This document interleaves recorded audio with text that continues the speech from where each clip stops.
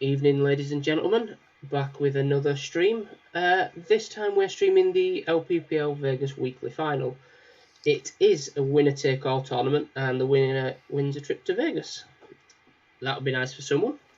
So tonight I've got a few special guests in commentary. I have Dave Stones and Terry, who've both done this before. We have Angie Doherty, who's been hosting the Angie's Room Poker for around about 15 years. And last but not least, we have John Hesp, former WSOP main event final tableist. Good evening, all. How are we all doing? Good evening. Nice to be on. Well, welcome to you all, and hello. Yeah, nice to be joining you guys as well, the professional commentators. I wouldn't go that far, John. No, just done a little bit on the LPPL stream. Nothing more than that. Oh dear. Yeah, well, I don't know. I did advertise the fact on my page this morning when Tom sent me the advert, and I said the last time I did a poker commentary was for ESPN on the final table back in July 2017 from the main event. So I had some good company then with Antonio Esfanderadi. That was a joke, by the way. Yeah, sorry. I'm losing its strength. Norman Chad and Lon McKeon. They were the other three in the commentary room. So just those guys. You've stepped up tonight, then, John. Just those guys. So I'm in good company with you guys tonight as well, I'm sure. Yeah, hopefully. It'd be interesting to see how we cope compared to those guys. So just looking at our tables, we have table 1 showing on the left, table 2 showing on the right. I know it's table 2 and table 4 in the tournament, but that's just for benefit of the stream, so everyone knows what table we're referring to. We've got Tom on table 1 there, I've noticed. Yeah, and table 2 we've got Dave Stones, so Dave is playing and commentating. Yeah, so if I go really quiet during a hand, I'm not going to say it's a tell, but If you're quiet, you've got aces. Possibly. I might just do that every single hand and just raise every hand and see if I can. It's a shame you're not playing that open, actually, Dave, on the stream. That would be interesting. Yeah, I'm doing it off a different laptop actually because I'm running 2 laptops whilst doing the stream. So I've got one that I'm playing on, and then the other one is just watching the stream on it, so I can't share my screen. Okay. But I will point out if there's anything exciting happening because we are on a 60-second delay. But what we're watching is live, isn't it? It's only we're watching it live, yeah. Just tested the stream, guys, and we're all clear voice-wise, so that's good. Oh, that's nice. Yeah. And as usual, if anything's happening with the sound, because we know what the internet can be like, just drop a message, send one of us a message, or put it in the chat just so we can mess about with the levels. Yeah, please do. I would be monitoring the chat. Super. So, just a quick question, Mark. Can these guys on the tables with smartphones hear what we're saying? Yes, if they are watching the stream, yeah, they will be able to hear what we're saying. Oh, well, if they are, but on a delay, John. Sorry. But the stream is on a delay, so what they're hearing is a minute behind anyway. Right, okay. Don't worry about not giving away secrets live. So we can't do spoilers then, I take it. We need to shut up. Not get excited. There'll be no spoilers. Yeah.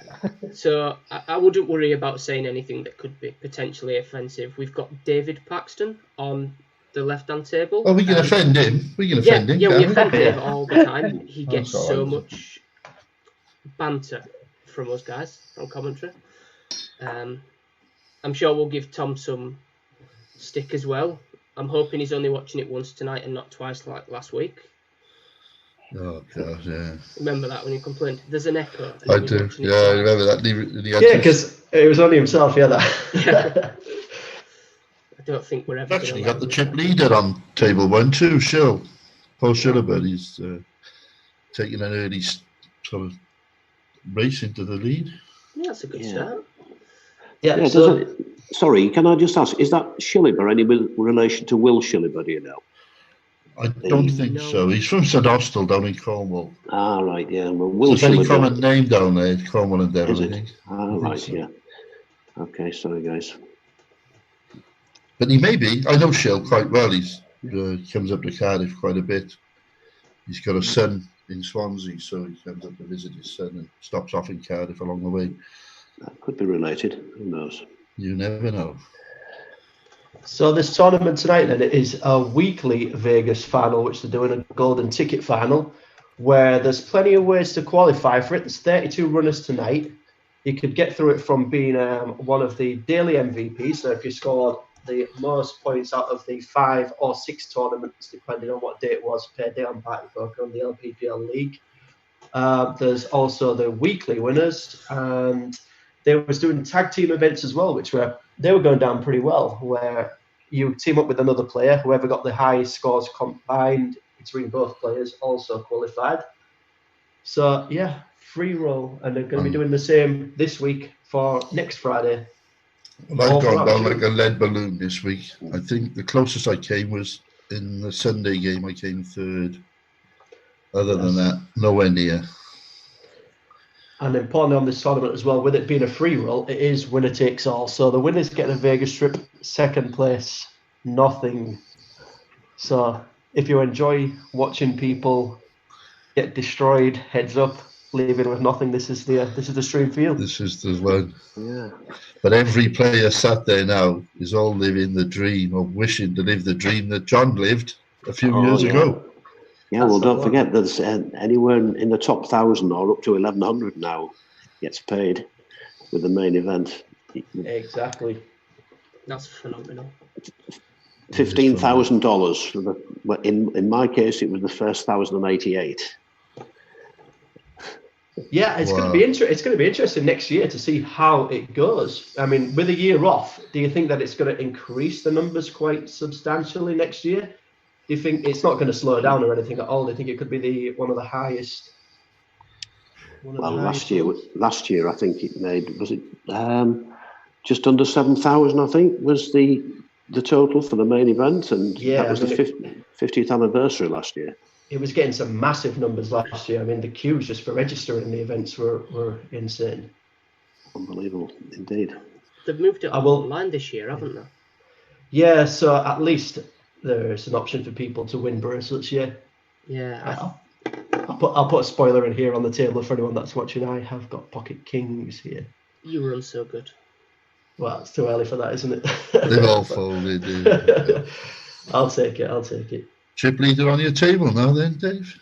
Exactly. So I can just shove all in every single hand and can't bust. Is Angie still there? Yeah, I was having issues with my laptop. I was moving stuff around, and then I thought I could bring the chat up because I can't see it here. So I put it up on the other one, and there was 2 signs coming at different times. I was like, "Oh, turn it off." So I'm back to I can't see any chat whatsoever. Well, one of the first questions that's come through is Angie on the wine yet? Yes, just now, just this minute. As it goes, we all went for a drink, didn't we? Like 10 minutes ago. Yeah. I've got a water. I'm not quite as excited. Who said that? I go and punch their face in when I've had like a bottle of wine. Is Angie on that was Tom Brady. That was some. Yeah. Oh, smack! Blame him. Yeah, I was just going to say actually because Dave's on that table. There's 2 AR on there. Darren Prenderleith. I'll never say his name right. He'll kill me. And Chris Anderson, they're both AR. So okay. Obviously not rooting for Dave there. And he's king. I don't think many. Yeah, but to be fair, none of them were in the hand, so it's fine. No, I don't. The other table we got Dennis Henderson in AR. So you've got 3 of us in those 2 tables. We're excellent. See, that's how good we are. Well, so for anyone that's not familiar with Angie's room, do you want to elaborate on it a bit? What's the story behind Angie's room? It's a long story. We started on Ladbrokes actually 16 years ago, and just as private tournaments, whatever. And we were so popular that they actually brought us out. It was on the main lobby things. I think we're the first private games to be mainstream, whatever. And as Ladbroke changed to iPoker, we changed to Stan James, and we changed from Stan James to where we're 32 red, and then for 32 red we've now come to Party Poker. We've been a few other places doing the odd games, but they're the main things, and we've always micro gaming. So this is our first little endeavour into different software, if you like. So cool. It's quite exciting. Everything's happening, welcome and to people LPPL. just seem to follow us along, and it's great. We're like family. It's lovely, and there's quite a lot of us, but you never get many of us all on one night at the same thing. So yeah, excellent. 16 years of being followed is lovely, So yeah, we're good. It's always good to get more players in the league as well, isn't it? So yeah, absolutely. Great thing, they're enjoying it. So I dragged them all along, kicking and screaming. They seem to be loving it, and they're holding their own. They're doing really, really well.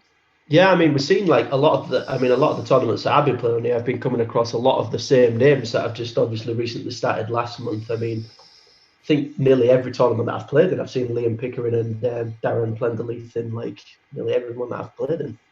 Yeah, Darren's brand new to AR. He's been there for a few months, since lockdown as it goes. And he is excellent. I'm so happy to have him. I think he's going to do really, really well in the poker world, to be fair. Yeah, so good on him. So it's always good to get new players, but when you get a new player that's just outstanding straight away, it's great to see. And I guess people now have a lot of time to play where they didn't have before, and they probably didn't know what the potential was. So I think people are finding things out about themselves. Also, how rubbish some people are as well, to be fair. But yeah, that's that. Well, it'd be lovely if we can get some of the members of Angie's room to turn up at some of our events as well, like Interleague and well, the festival. Definitely. We're having a 12 for the Interleague as well, definitely. Oh, that's wonderful. They're all going to. Actually, you're saying that, but you'd be surprised how many people think that's the main thing. Some people might do that more than win Vegas, even though that's not, a huge thing. But they want that. They want the kudos of being one of the 12. Well, the thing is, Anna, when you come to the Interleague, you'll find that most of us know each other from over the years, where we all turn up at these social events, and I'm sure your players will have such a lovely time and want to come back and do it more and more, Definitely. I know spatterings of players from every single little league thing, or like APAT, this LPPL, whatever. We all sort of Black Country and all that. There's a few people in all of them, that in this like circle, this little poker world that we live in. And all great people. It's a great life. And drinking comes before the poker. Just to let you know. Well, I heard that for the Interleague thing. Apparently, you have to be damn good at drinking. Well, I think there's been a few people that haven't made final table because they just haven't been conscious anymore. Well, the year we won it, when we were up in Scotland a couple of years ago, I don't know if you were there with the final table. Yeah. We did everything to keep Rob Davis off there. Everything. We had to. Lots of manipulation just to keep him off there because he was so drunk. I don't know if it was, I think it was the one before that maybe, when it was in Lincolnshire, when Dell didn't make final table for Humber because he didn't even realise the final table had started. He was just laid down in a corner somewhere. I don't remember that. I was there, but I don't remember that. We came second and we just told him afterwards, was just like, Dell, here's your silver medal. We came second, well done. And, well, Rob came to life once we'd won it and we all started celebrating. So we got to find out who the best players are and get them pissed then. This is the plan. Well, Terry, that's me, you and Dave safe then, isn't it? We're not the best players. Well, I'll be drunk anyway. You'll be drunk, yeah, you'll be drunk. You just... That's a fact, I'll be drunk. There's just going to be I get drunk at APAT, I get drunk at LPPL, wherever I am, I get drunk. I think the quickest question is, who's going to be sober? See, silence. It's probably close between me and Dave, I think. I don't think I've ever seen you with a drink, Dave. I'm not a massive drinker. I'm not either. No, Angie, that is not a challenge. No. I just got put some thought there. I have to be. I'm just saying nothing. That's not a challenge. Well, do you like a drink, John? Anyway. No, I'm good. I'm listening to you guys chattering away. Oh, do you like a drink? Oh, sorry. I thought you said. I thought you meant now. I'm not really a beer man. I've never acquired the taste for beer, but as the Americans tend to call them, I like. They call them cocktails, but I say I prefer Bacardi and Coke, Diet Coke these days, and I actually find it easier to drink that than pints and pints of beer or lager that a lot of these amateurs do. But I've got to be in the mood for it. I don't drink every night or anything quite like that, and I seldom drink when I'm playing. Well, I agree with that. I'm the same definitely. as you in that respect. When I've played in APATs, I usually get really drunk on the Friday night, but then when the Saturday comes, I have maybe the odd pint through the day, but nothing that's going to affect my judgment. Yeah, I mean, typically, like, because we go to a lot of the airpats as well, and we go down like the night before. We usually have a night out in whichever city it is the night before. Like the last one I did was Edinburgh, so we had a good night out in Edinburgh before that on the Saturday. Yeah, just trying to keep it professional, I guess, as much as you can do. It was at an APAT that I actually met you, John. I met you in Blackpool. Hang on, is that Dave or Terry? It's Terry. Hi, Terry. Yeah, sorry, I probably did. I obviously tried to put a face to you, but I can't. No, well, that's fine. Don't worry about that. Next time you see me, just give me a prod and say, "Don't you remember me now?" I'll say, "Yes, Terry, that's it. I recognise your voice." Where are you from, Terry? I'm in Cardiff. All right, so you're just a bit further south. And what about Angie? That's a long story, but I'm living in Northern Ireland at the moment, so that's where I'm speaking from now. In Belfast or outside? No, just outside Derry, London Derry, whichever way you want to say it. All right. Well, how do you say it? You can never say that. Are you not supposed to say? Is that political? Yes. All right. If you say one thing, you're one thing. If you say it another way, you're another way, and I'm neither. All right. So I don't say either. Well, I'll say it. So you're from Londonderry. Limavady. All right. Okay. I'll accept that one. What about Dave? Where are you from, Dave? I'm from Hull. From where? From Hull. See the silence there when you say Hull. Yeah, I could shout and you'd probably hear me. Yeah. Nice to talk to you, Dave. Yeah, I've played in a few of the same tournaments as you over in Napoleon's. Right. Yeah. Well, Mark said earlier that I probably seen you down there, and obviously it seems such a long time since I've been there now, especially since the lockdown. But are you a regular there then, Dave? To be honest, I play more at Grosvenor than I do at Napoleon's. All right. Probably because I'm more into the freeze out games that they do at Grosvenor. I still play at Napoleon's. I play sometimes. They have the Sunday night freeze out. Yeah. That's a decent one. But the typical £10 rebuys, that's not my. No. That's not what I play most of. Well, I normally only, if I ever go, it's only on a Sunday night, and I play the freeze out now. So that was the last tournament that I played there. The Sunday night. I think it's probably back in about February time or something like that. And the Sunday night one is a good one. Yeah, it's a bit more serious than the sort of multiple buy, isn't it? Exactly. Yeah, I'm much more of a fan. But there you go. All right, so we've got a local on board then in you, Dave. Yes. Angie from Londonderry in Northern Ireland and Terry in Cardiff. So I'll remember that. There's a joke there somewhere, isn't there? Irishwoman, Welshman, Englishman. Oh, yeah, well, it's a joke there, isn't there? Englishman, Irishman. Sorry. It's probably not safe to tell that joke, though, Terry. Pardon? It's probably not safe to tell that joke on stream. Me? Tell dirty jokes? Never. So, anyone watching on the chat, if you have a question for either Angie or John, just pop it in the chat and I'll get through as many of them as we can. Yeah, keep it clean, folks. Keep it clean. Yeah, please keep it clean. Well, there's a message on the chat there. Come on, Chasney from LPPL Info. Well, LPPL Info is being administered by Kim, I would imagine. Yeah, and Chasney would be Charlie DeLucci. Come on, Charlie, from your mum. From your mum. I like it. If So- my mum chirps up here, I'm going to be shocked. So Shell's just still gonna leading out at the minute. Just going to Kevin start Stanswood. some of the questions, if that's all right with you, John. Yeah, you fire away, Mark. So- Whenever you're ready. I've got one for you. Go ahead. How did you get into poker? What made you start playing poker? Well, I started playing poker 1994, but as a kid growing up, the family, two sisters living in a small village. Even before we even had a TV, my parents used to play cards, and we used to play as kids. Just the typical kids game, the knockout whist, and then progressed to whist and solo, and sort of bits of blackjack and various others.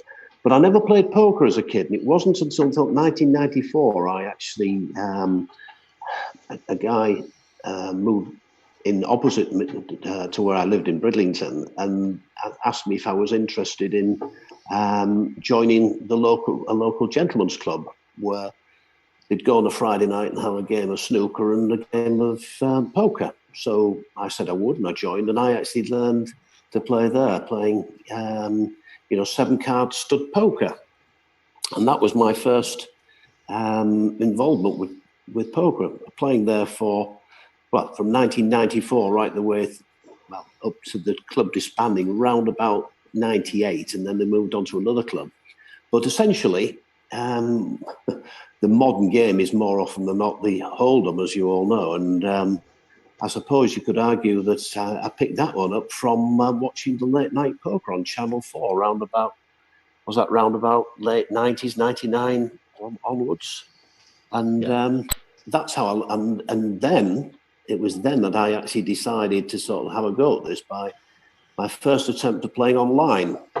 And I actually I downloaded the 888 app in those days. It's round about the millennium, around about 2000. And I played online for probably 2 or 3 years with 888 poker. And that's really what got me into the hold'em game. But I after about 3 years or so playing online, I sort of got a bit bored with it and started to go to naps in the hull and play the live game, which I still prefer now. So that's how I got into it, as quickly as I can tell you in 5 minutes. So yeah, I very much think the online game is good for learning it, and for people who've got lots of time on their hands, and especially during lockdown, I think it's probably been a godsend to a lot of poker players. But I much prefer to see the whites of the eyes as opposed to looking at a screen, if you know what I mean. Yeah. I'm with you there, John. Absolutely, 100%. So that was that. Does that answer your question, Mark? That does, yes. Thank you very much. I was always curious. I wonder how people get into. Can I add a supplementary to that? Yeah, go ahead. What would be your favourite style of poker now, then, John? Would it be 2-card, 4-card, 7-card? My favourite game, you mean? Yeah. I think I would. I think I prefer hold'em now. I mean, the 7-card stud was what I sort of learned, and we used to play sometimes a dealer's choice and play 5-card draw. Yeah. I've never been into Omaha. Never played Omaha, so I think I would say, hold'em is probably my favoured poker game now. And I suppose I have to say that. Good reasons why. I was just going to say, I would have to say that in light of what happened to me. And, Absolutely, yeah. It's one of those very crazy situations, but I loved every minute of it. Oh, I'm sure. I think we all did too, watching.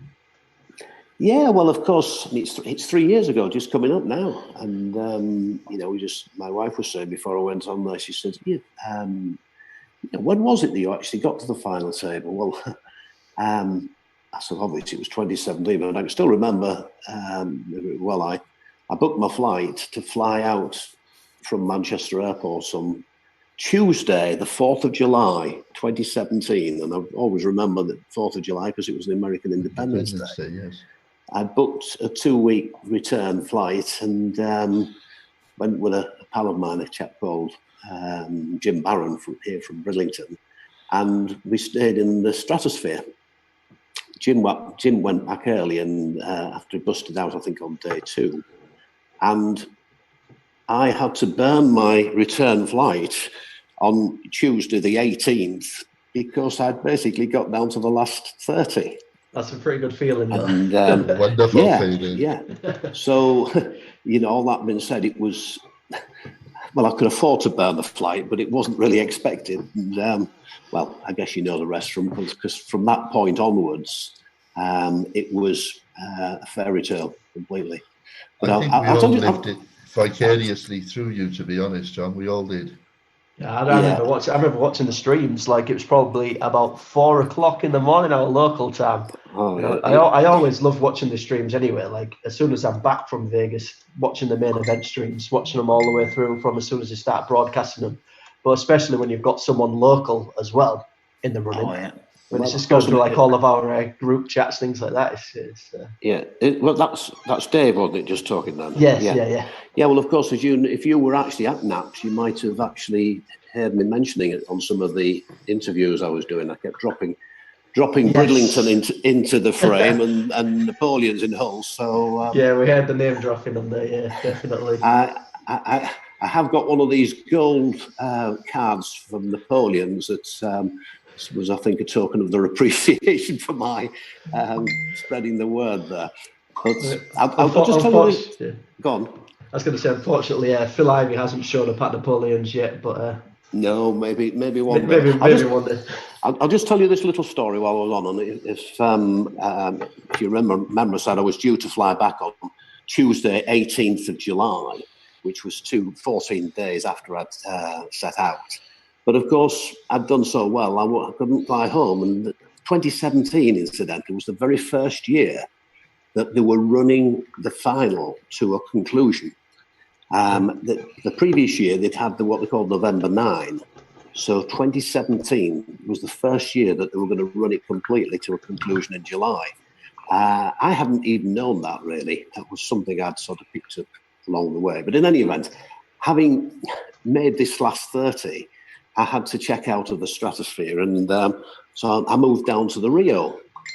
And by this time, they actually put me in a real big flash sort of suite. Well, I say flash for the Rio. It's not one of the top hotels, but they put me in, and I said, well, I don't know that. I said, how much is it? They said, oh, it's complimentary. I said, oh, well, thank you very much. I thought a complimentary suite. This was not what I expected.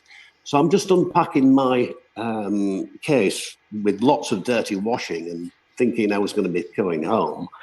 And I was just going to go down to the phone to buzz down to reception to ask if there was a laundry. I could get some shirts washed and that. And the phone rang. Well, it's not very often these days the hotel's phones ring. And I thought, well, picked it up. I thought it would be reception. And he said, hello. He says, John? I says, yeah. I said, who's that? He says, Phil. I says, Phil who? He says, Phil Hellmuth. Nice. I said, oh, hi, Phil. How are you doing? He says, oh, great. He said to me, he says, listen, John, he said, we were watching you. We've been watching how great you are and what a breath of fresh air you are for the game. Everybody's talking about you. And I'm just ringing to ask, would you have dinner with me tonight? And I said, just a minute, Phil, let me check my diary. Fantastic. And I said, just kidding. I said, yeah, why not? He actually, he took me out to a posh restaurant called, I think, the John Joseph's in the Aria. In the Aria, yeah. Have you been there? I've stopped at the Aria before, but yeah, it's the John George's Steakhouse in there. That's it, yeah, John George's Steakhouse. Yeah. Well, of course, Phil, he's a big ego, is Phil, and he loves to sort of like snap his fingers and call the waiter, Frederico, this sort of thing. But he said, Johnny said, there's a couple of guys I'd like you to meet. And he said, they've asked me if I'll introduce you to them. And I said, oh, well, who's that? And he says, well, and they came in, they weren't actually in the meal. And one of them was Antonio S. van der Hardy. Yeah. And the other one was Phil Lark. Oh, nice. You remember Phil Lark, the guy with the hoodie and the black dark shades and things like that. And I Every can believe poker it. player, is it not? Sorry? That's every poker player today, isn't it? The hoodie and shades.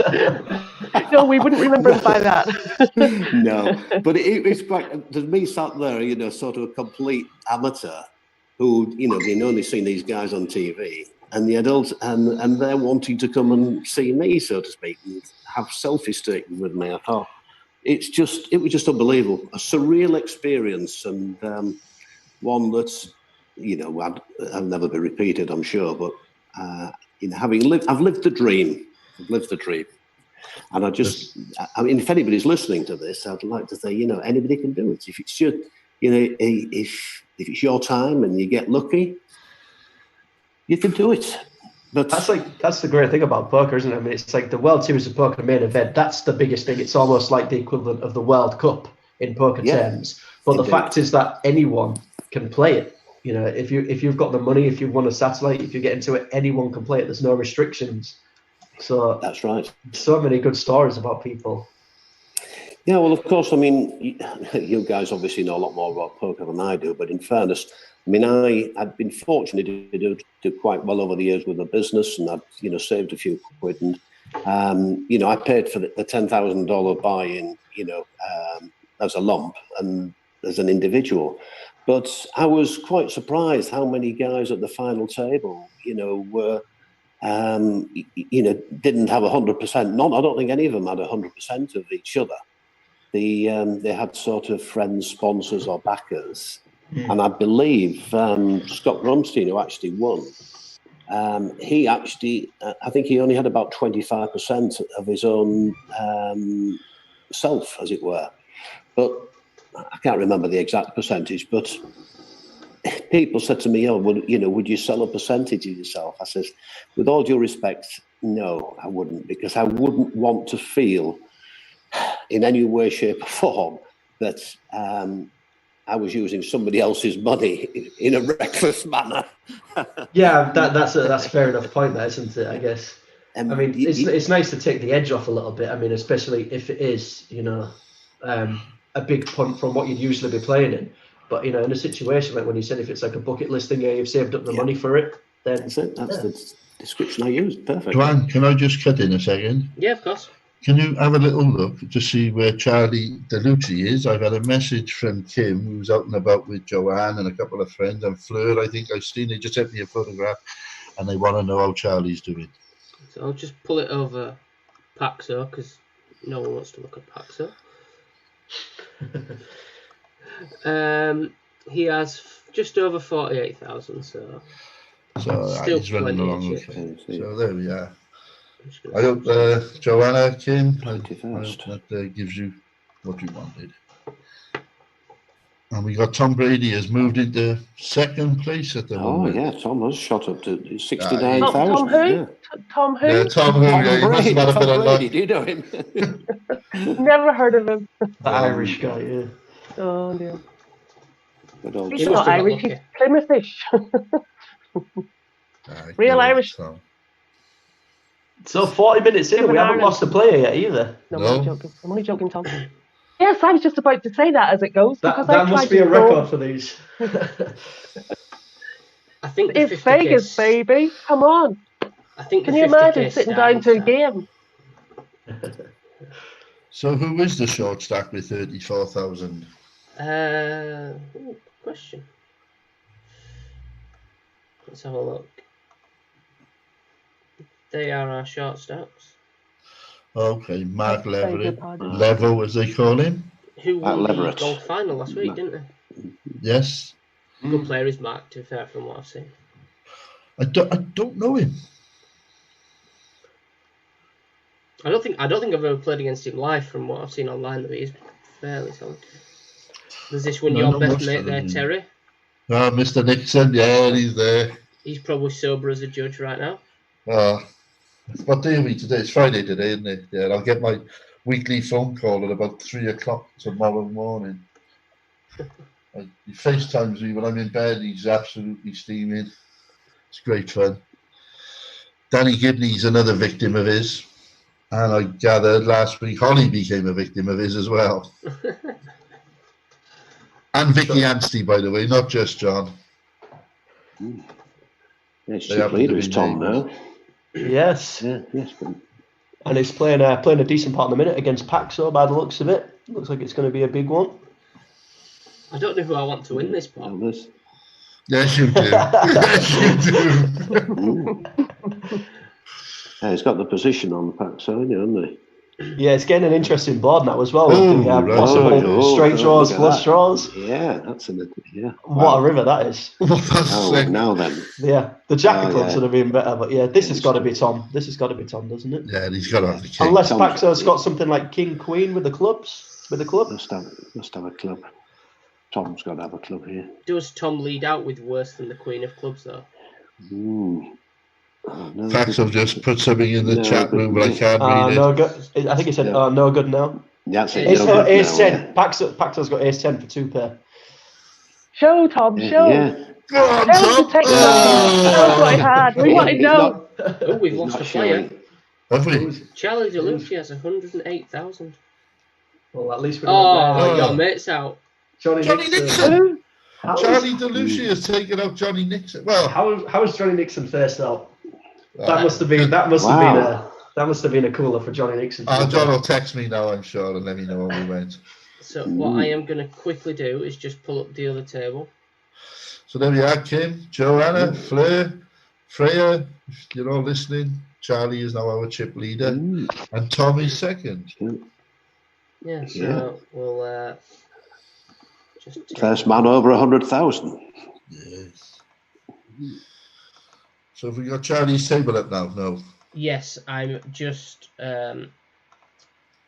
doing something. Just give me 1 minute. There we go. I'm just looking to see how many ladies we've got in there tonight, Mark. I'll go through the list. So we have one there. Lucy Amos. Tom. Yeah, Tom. Linda Franklin. Linda and Lucy, yeah. Well, Charlie can be a little bit effeminate at times. Dale Carberry, so that's 4. Eileen will be 5. And just check. I will be biting my tongue here. I will bite my tongue. We're going to root for the ladies. Yeah.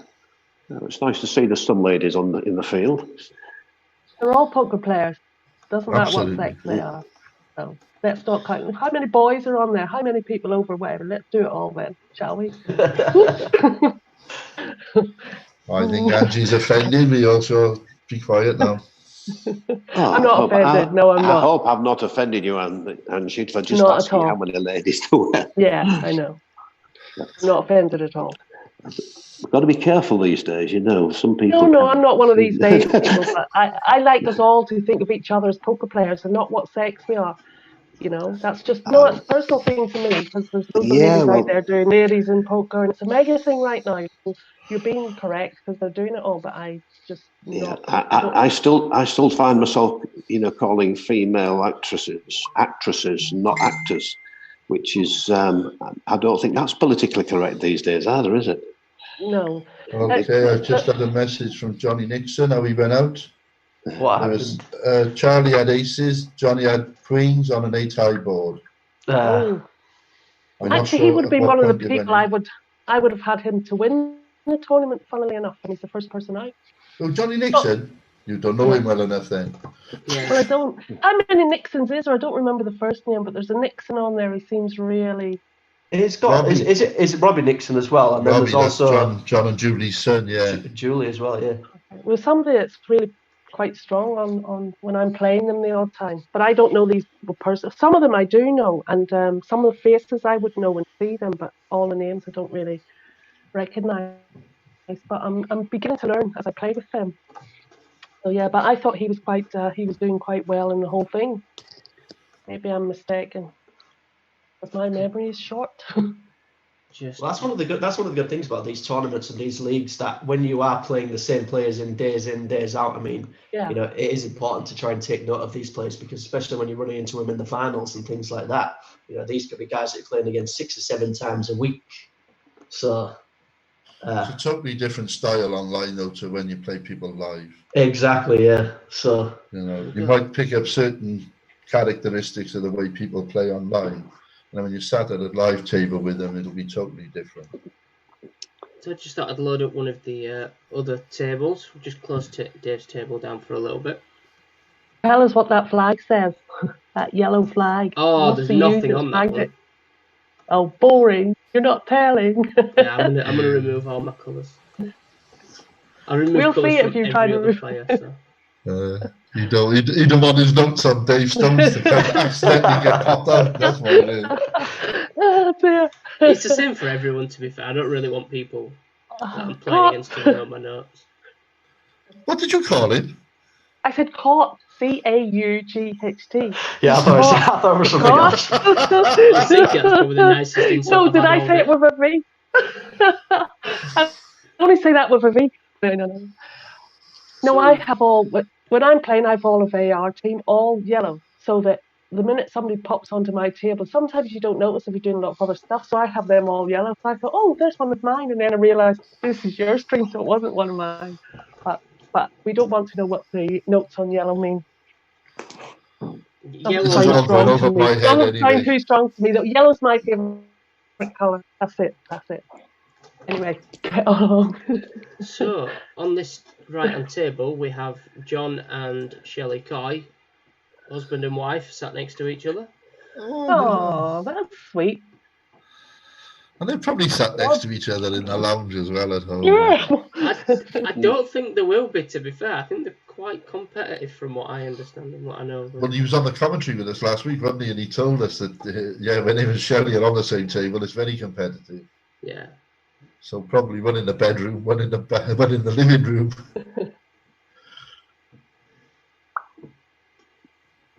Yeah, it'd be interesting if one takes the other out. Oh God, that would be some right. I hope they've got a couple of couch. It'd be good if we could see it, and there's a really bad beat from one of the other. Well, one makes a really bad call and gets lucky.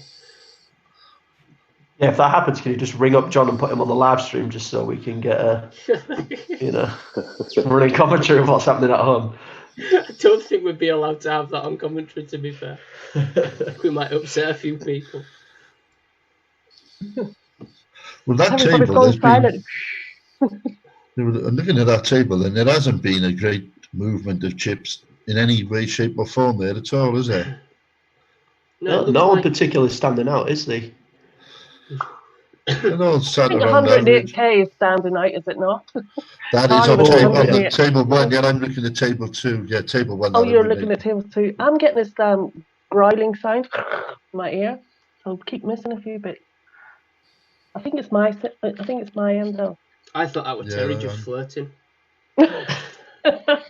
Doing his Barry White accent or whatever. You're the first, you're the last, you're my everything. That's very nice. Tune, absolute tune. So, Dave, have you got? So who's going to Birmingham then? Who's going to be in Birmingham in September? Yeah, I am there now. As long as we're allowed, as long as it's still going ahead. Not getting excited. Is it actually going to happen in September? I don't think so. But We gotta hope. We're hoping. I'm bloody well hoping. I'm stuck here. I live by myself and I'm self-isolated. I need human contact, so I do hope. Angie, welcome to my world. I'm the same. I live on my own. I'm self-isolating. I haven't seen my grandchildren. It's all oh my horrible. God. I need Birmingham. I need this to happen. But even if it doesn't, it'll probably happen the closest date they can then after that. But touch wood. But Tom's determined that it's going to happen as soon as we possibly can, either way. Yeah, well, absolutely, and hopefully it will do. And I can't bloody wait. I shall get into drinking practice before then. Because you don't need practice. Oh, top of the morning to you. No stereotyping there at all, sorry. Oh dear. And I've That's drunk something with like many a an Irish Irish. one. I have drunk with many an Irish person over the years. Also, have I, strangely enough. Yeah, and I've never Yeah, found we're an Irish talking person that didn't like a drink, apart from It's Tom only been- Brady. Oh, apart from what? He likes a wine and he likes alcohol as well. Oh, we've had a few gins over the day as well, and we've fallen asleep in nightclubs together too. I hear about gin and ginger. Ugh. Oh, that's lovely. But anyway, go on. I remember one time. He I think told it me was it's lovely, but I think there was one time it was APAC Coventry, I think it was, when a few of us, including Tom, we went out after the day one, and we ended up getting back to the hotel just in time for them setting up breakfast. Lovely. And we ended up getting put into a separate room because of something that Tom may or may not have said to one of the waitresses. Oh dear. ooh, Brandy and Baileys. That was tell. another one he got me into. Brandy and Baileys. Whiskey and Baileys is nice, that but sounds horrible. how would you do brandy and Baileys? Oh well, Tom, he got us drinking that when we were in Dublin. That's like drinking brandy and whiskey because Baileys is whiskey based, isn't it? So you put more whiskey into Baileys, not brandy. Well, we were drinking brandy and Baileys. He's sacked. We had one round in a bar in Dublin that came to £116 or something, or 116 euros. For the two of you? No, there was more than two of us. I was going to say. We probably could have done, right? That's a lot of booze. It was a lot of booze. Well, you'll go down well in Birmingham then. Oh, yeah, absolutely. Where is this place again? Because I'm going to ask my Birmingham friends because I've never heard of it and I forgot to Google it. So does anyone know the name of it? No, I don't know it. We've got no information. We're terrible. We should know all this. Oh, it doesn't matter. We just turn up and we'll find it. Are you sure you're not Irish? We'll turn up and then we'll find it. Yeah, no, that's what we do. Is that what you just said? Did you just say that? Yeah. Well, where are you going to turn up to? Birmingham. Are you sure you're just on coffee? Oh dear. Oh, dear. But there's no need to get worrying about it now, is there? That's the point. You're right. We'll worry about it when we get to Birmingham. Then I was going to scope. I've got to tease my people into coming along with me, and I like them to know where we're going. And then after that, I'll tell you where you're going. The bar. Birmingham. The bar. That's the one. That's where we're all going. That's where we're going, straight to the bar. Did you see that video with them all dressed in the camouflage and everything? I thought that was the best, funniest thing. But that was at my local venue here in Cardiff. That's where we had the interleague last year. In Cardiff? Why did I think that was in Brum? Because I thought you went to the next one. No. If you're the champions, you host it the following year. And the year before last, we were champions. So we hosted it here in Cardiff at my local venue. And there we are. We had our first open air final table in the history of LPPL. That would be amazing. We had the final table in the garden because the room had been double booked. Oh my God. Disaster. It wasn't. It turned out okay. Some people thought it was a disaster. It actually worked. I thought it was okay, yeah. I mean, thankfully, there was... Did it not blow the cards away or anything? No, it was lovely. There wasn't much of a breeze or anything. It was... Actually sounds lovely, but I don't think we could do that in September, could we? It was in September when we did it then. Was it? Oh my God. Shit. Oh, I said S word. But in Cardiff is, Was it Cardiff Bay though? No, it was Cardiff. My dream is to go to Cardiff Bay and play poker in the casino, and it's got I think it's got a travel lodge right next door to it. It has, we've played there. You can fall out of the, like you can in Birmingham, you fall out of the casino into your hotel bed almost. That's my kind of weekend. I love that. The sad thing about that though, Angie, is that Grosvenor down at Cardiff Bay, which used to play in quite a lot back in the day, there's no cards there now. Obviously, not prior to even lockdown. All the poker in Cardiff has moved to one of the other casinos, which is giving much better deals. So the Grosvenor has got hardly any poker there at all now. Well, that's a really sad thing. But it is a lovely venue and it's a fabulous location. I think if you were doing something private, 4 miles from where I am now.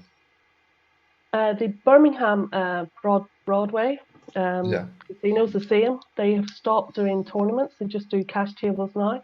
But if you want to like book a private venue, a private event, they will facilitate that, which is good. So we could still have something like this if Cardiff wins. We could still have something like that probably in Cardiff Bay. It's just my dream. I want to play in Cardiff Bay. Last weekend was meant to be the Wales APAT in Cardiff. I think it was last weekend or the weekend before.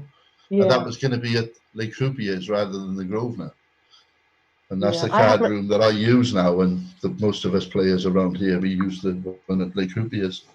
I had my name down for Cardiff and also Newcastle.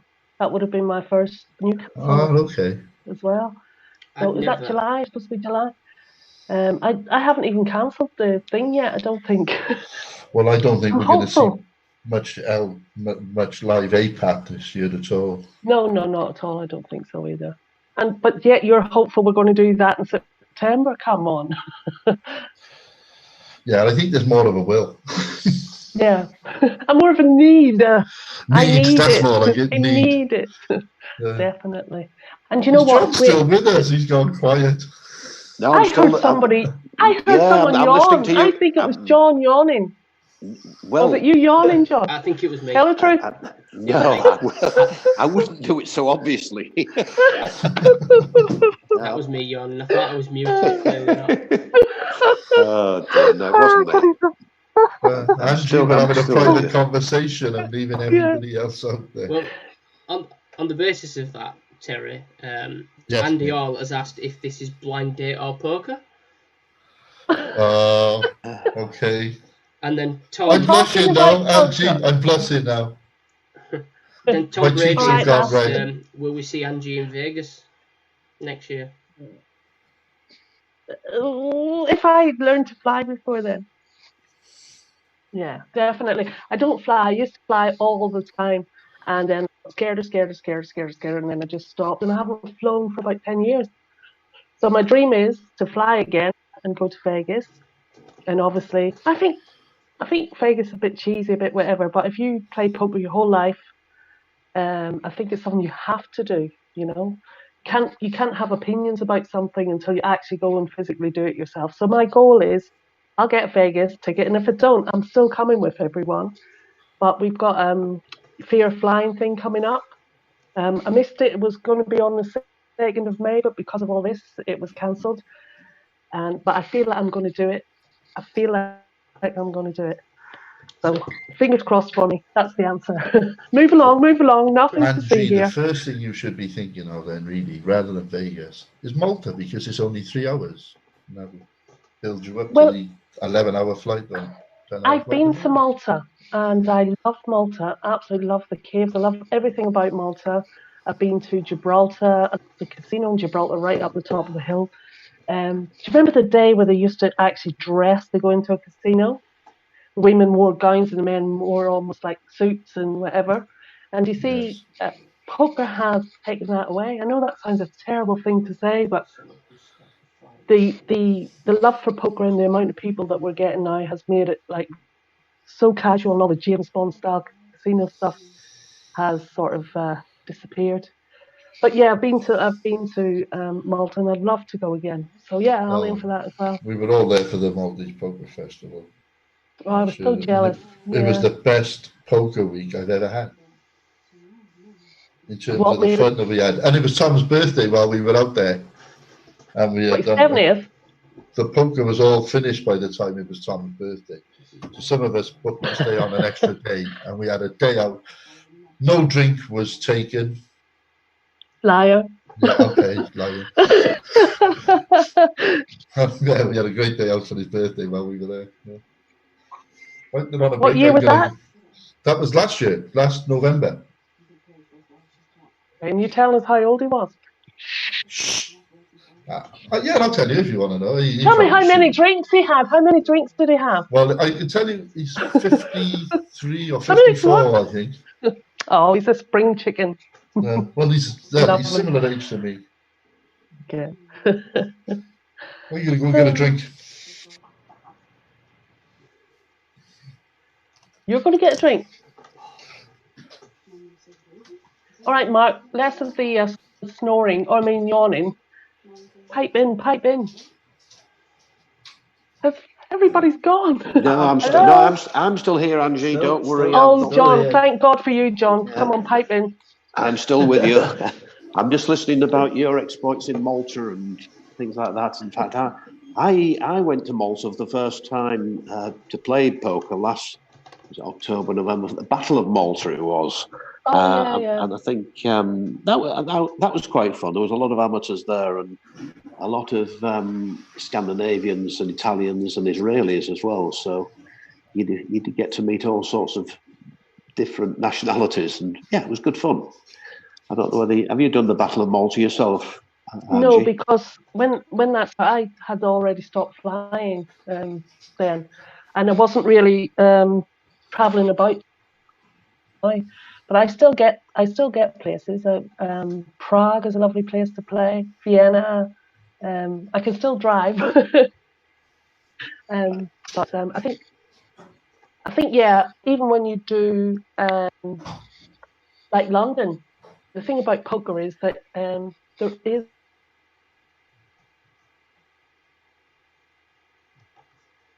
all countries and new people all over the world. It's a wonderful thing. It's a wonderful community, and I think being in Northern Ireland, it's huge because even though we're not really legal here to play poker, you could sit at a table with both sides of the fence, and there's no political anything. Everybody's just poker players and all play. It is a peacemaker.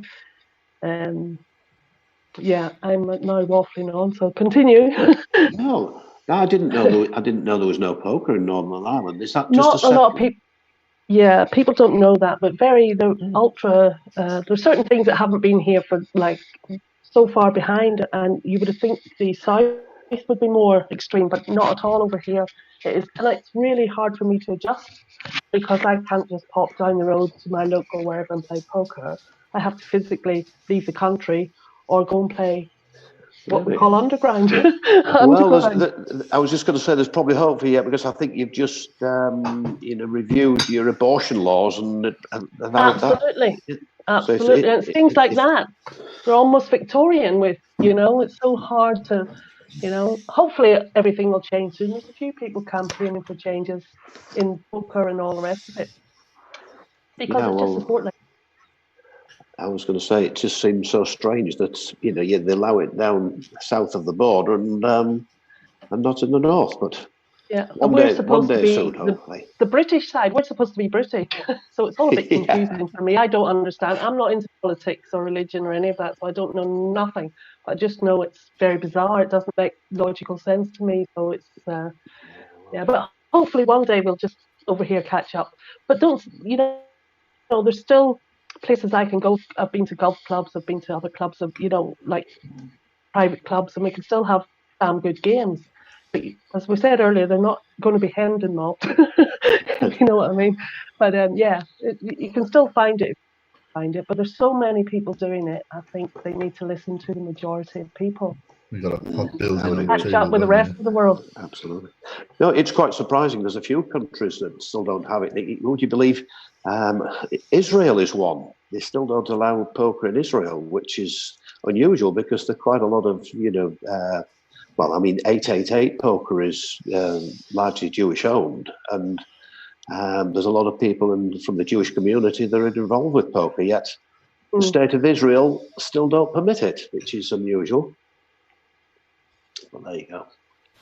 Yeah, well, I guess there was a lot of like certain cultures gambling of any sort. Though I don't consider poker gambling at all. Well, some poker players are gamblers, if you like, but I think tournament players are sportsmen, if that makes any sense. I think cash games more gambling. But yeah, so other countries or certain countries with certain religion, they don't acknowledge any poker whatsoever because obviously you're not allowed to gamble in their eyes. But yeah, again, they have their places where you go underground to play as well. So they all do it, even though they follow their own religion, they still play poker and such like. But it is such an amazing sport, I think. think one of the problems with that is that people, unless they actually know and understand how poker works and they've played it themselves, they just are not going to have the right type of view on it, are they? It's like anyone that has never played poker that doesn't understand, that there's the whole, mathematics, psychology, tactics behind it. They're just like, oh, well, it's gambling. And it's like, it's because it's in casinos, it's for money. And all right, fair enough. It is, you're putting money in for an unexpected outcome. You don't know what's going to happen. You can't say, I'm always going to win by doing this. They're always going to lose by doing this. But unless you know it, it's not the same. People just won't see it. Well, how many of us have had non-poker playing friends come up and say to you, well, it's all about the cards on the night. Yeah, that's annoying. And that is the most common response you get, isn't it? No, I think the overview, how people perceive poker to be is one extreme to the other, and that's because of what they see on TV. Either it's a back sleazy, full of smoke joint with dodgy characters, or it's this like James Bond £1 million games, and people don't fit into any of them. They see this on TV and think poker is either one thing or the other. They don't know this whole like poker culture in between. That's just an amazing thing. Loads of people like partaking in it, like a fantastic camaraderie. It's just a wonderful world. So people have the wrong opinion. A poker family. Yeah, I think so. I think my AR people are my poker family. LPPL now has become my poker family. APAT, obviously, my poker family. So there's this whole sort of little bubble, poker bubble we live in, and everybody outside of that has the wrong idea, I think, of poker players themselves. I think they think we're dark and, well, I'm dark and weird, but I think they do generally think that, I think they have the wrong idea of poker. And if you say to somebody, oh, I play poker, they're like, they think you're like a different type of person. You're a type, if that makes any sense. None at all. No, just kidding. Well, it doesn't to you because you know what it is and you live it. But if people outside of poker think that it's something other than it is, and it's just because what they see on TV, they don't know anything about what actually goes on and whatever. If you're closed off, then you form your own views. And I think some people think you're a bad person because you're a poker player. I get it in my taxi. That sort of attitude. I'm a taxi driver, and when I tell people that I play poker as a hobby, I think they think I'm a degenerate gambler, first of all. Yeah, absolutely. Yeah, absolutely. And it's not true. No. I mean, if I go into a casino, you won't see me at the roulette table or, No, me. any of that. I'm not a gambler. I'm not a gambler. Not interested. Me neither. No, I wouldn't put £1 on a horse. Genuinely. But you're talking about cab drivers. They'll say to me in a cab, because I'm travelling constantly, they say, where are you off to? And I'm saying, but oh, what are you going there for? Are you going to see? And they say something feminine, shopping or whatever. And I'm like, I'm going to play poker. And it's like, they literally turn their heads around to look back at me in the car. Like I've got two heads. Oh, I'm going to play poker. And it's like, oh, well, my son's brother's cousin, he's a gambler and blah, blah, blah. And I'm like, yeah, that's it. I've heard all those myself, yeah. I'm not a gambler. But they don't believe that. They think it's like saying you're an alcoholic and you're in denial. And the next question is... I'm not a gambler. Well, the next question is, what's your biggest win? Who said that? Well, I'm saying that's usually the next question I get in the taxi is, and I say I play poker, what's your biggest win? Yeah, and you know your answer? None of your business. That's like asking someone their age or a woman their age. Yeah. You know, that kind of thing. One question I always find really annoying is if you post a decent win you've had online, and then someone put, "Oh, but you're not posting your losses, are you?" That's again, it's a lack of understanding of poker anyway, isn't it? Yeah, it is. That's all that is. It's a lack of understanding. Yeah, because everybody thinks they've got access to this Shark Scope and Hendon Mob, and whatever. They think they know everything about people. Well, it's so wrong. I mean, I've spent all of my poker life online. Either people don't know my list or playing private games. So we're not on Shark Scope. So when you go up and look and whatever, they'll be like, "Oh, you look like you've lost this." And I'm like, "Well, no, hang on a minute." So I don't believe in it. But it's the same as the Hendon Mob, where but the truth of it is, who should care anyway? I played poker before there was Hendon Mob, long before. and it's like everyone today is like judgy, like, oh, you're not because they said, and they said. In general, that's what people think. So I don't hold any stead in either. I guess that's something that can work. It's something that can work to your advantage in sometimes, isn't it? I mean, it's like if you've made a final table or something like that, there might be someone that might be looking through results and saying, "Oh well, shouldn't be a problem. No real recorded caches. Should be a walk in the park." And then I think we've all got recorded caches. I think, but it's not. It's like I don't normally flag people. And people say to me, "Are you crazy? You've got to flag people. You've got to see that they're loose or this or that." Because maybe on this LPP, I have to be honest now, everyone listening, I have flagged you, some of you, because I know I'm going to be seeing them day in, day out. Okay, yeah, definitely. I'll flag them, but I don't flag people that I come across in a main tournament, because if I flag this person 1 year and I come across them again 2 years later, my notes are completely. His game's changed, he's learnt more, he's got better, whatever, and they'll put me off what I'm doing instead of. Like, for all you know, that guy in the past 12 months could have gone and spent 2-3 grand getting lessons. Has improved massively. Massively improved.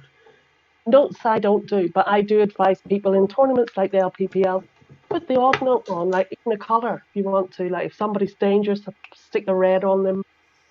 Somebody's like, they'll all be wondering what notes I have on them.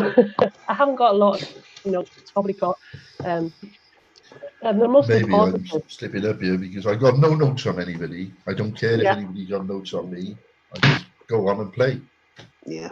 Well, can I just come in there, Angie? I'm just looking at what I think is your picture on Facebook.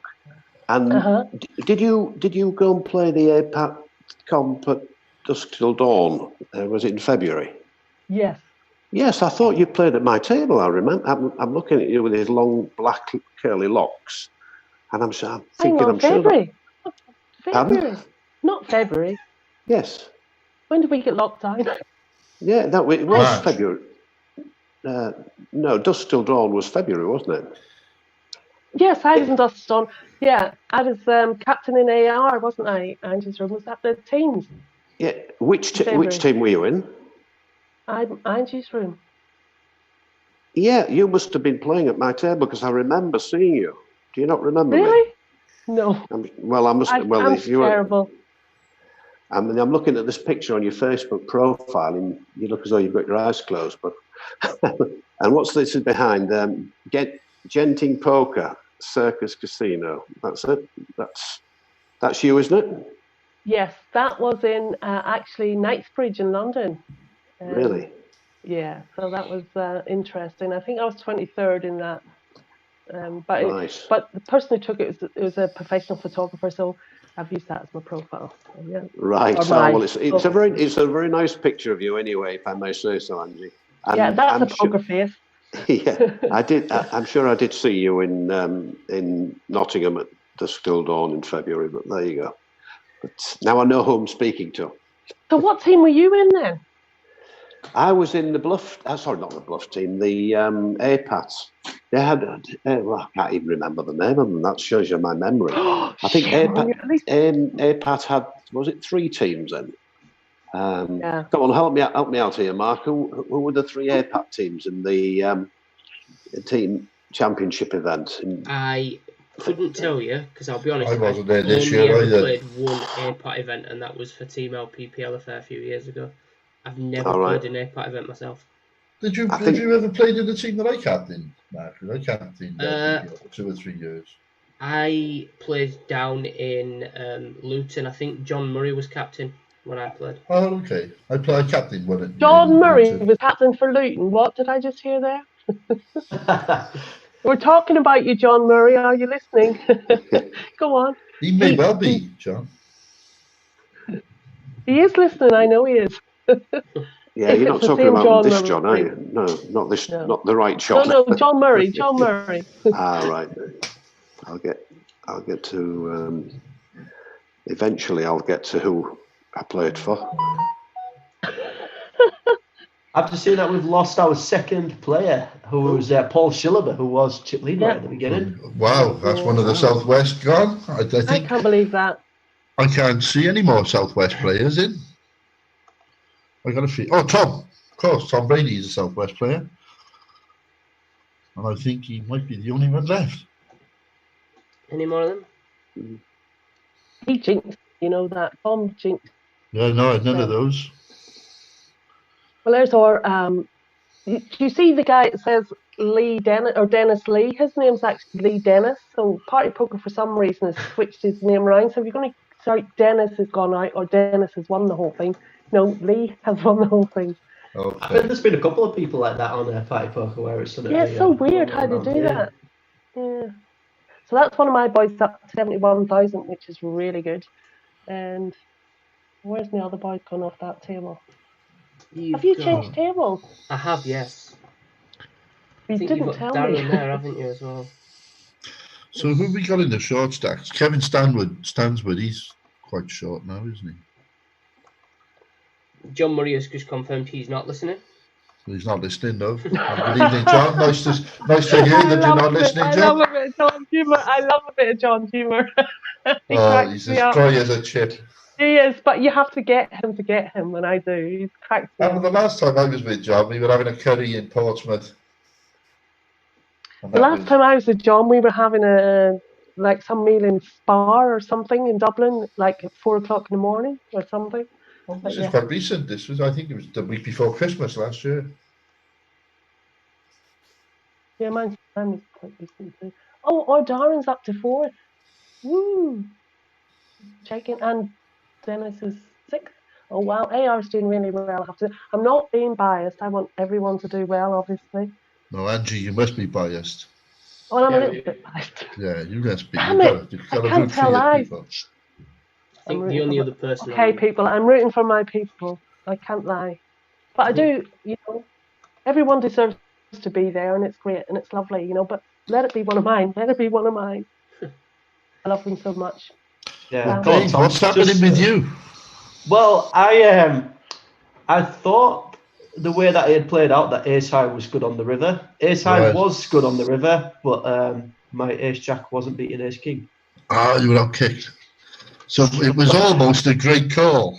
Yeah, I was fairly positive that Ace High was ahead, and I got that back right. It was a good call. It would be nice to have Dave's table up. Not at that time. Yeah, usually it would have worked, but yeah, that cost me a bit. But you didn't get to see any of that. Still got 36 big blinds.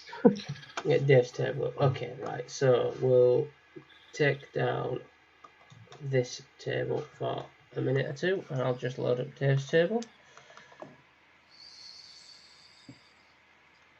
Purely because it's got 2 Angie's Room players on there as well, of course. It's not true. I can't see who's got. It doesn't say table thing. Funnily enough, everywhere else it would say what table person's on, but Party Poker doesn't do that. So I can just see position, flag, name, and how many chips. Okay, no pressure now, Dave. No pressure. No, everyone's watching. Everyone's watching. This is my tactic to get him out because he's one of the good ones as well. He would have been marked a decent person to win this. Lucy, obviously, I thought she probably has a good chance. She's in great form at the moment. She's playing really well. Yeah, she absolutely is. A lot of results. Yeah, you know the groups that Sharky posted earlier? I priced up, like the winning group sort of thing. I'll be honest, I did have Dave's group as slight favourites. Yeah, but that was I didn't get involved with that at all. Didn't get involved with it whatsoever. Yeah, I'm sort of glad I didn't, because I'll be honest, I didn't know any of the players in Angie's room, so... Well, the only way I know them is by, as you know, I do the online scores. I input the scores on every day or every other day, and that's how I know them, by inputting the scores. Yeah. So I know how their results are going. And I will say, Mr. Plendleith, is that his name? Yeah. Yeah, he seems to be putting some consistent scores together. He really is. And he won Angie's room last night as well, which is probably one of the hardest games ever to win as well. But he won that and then won that the next day. And I thought, please don't let this be your wins all done. No, you need to win tonight as well. Because you know when you do that, he's going along well. He's going along really well. Yeah. Of course, with this structure, it's very similar to the gold final last week. There's plenty of play. There's plenty of time. There's no need to panic if you're a little bit behind the 8 ball at the moment. There's lots of chances to get themselves. This is the same structure as it was for the first gold final, wasn't it? Because the first one was 50k, and then last week they upped it to 100k, which was awesome. But just same as the first one, so it was nice. I think as well, everybody thinks that like poker should be played. Tom has just posted for you, John. It was the APAT all-rounders. Absolutely, yes. I'm looking on mine. Somebody's found it quicker than me. Yeah, Tom Brady found it.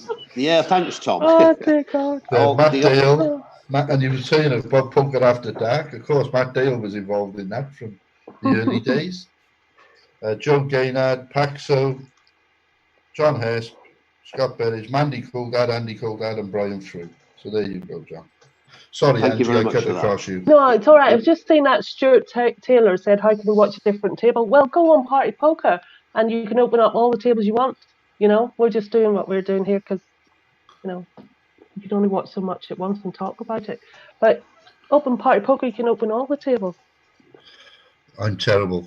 I play on Party Poker. I can't even multi-table because it baffles me. I'm an absolute technophobe.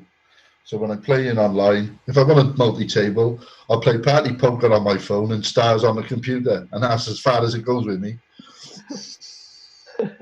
Yeah, well, I used multi-table. I haven't done it. Well, I mean multi-table. I used to have screens and laptops and but I actually haven't done that for like 5 years because I've been doing too much other stuff live, on about like a nut job, moving, having all my family die, my partners die, all this stuff happening in between. But I'm going to try and bring myself back soon. Even though I'm always in contact with poker, my whole life is actually poker. Everything I do, live and breathe, is poker. I don't play like I used to play, and I'm going to do. Although it's a whole different game now, don't we think? It's a whole different game. It's like there's so many people interested in poker now. Everybody thinks they can have a go and just fling chips in and then win, and they do. And that's the scary thing. Online, everybody flings chips in. I think online poker is far looser than live poker. Not to say totally, you see a lot of loose play in live poker too, but I think when it's not so personal, which online poker isn't, of course, then people are more inclined to just throw their chips in speculatively, if you like.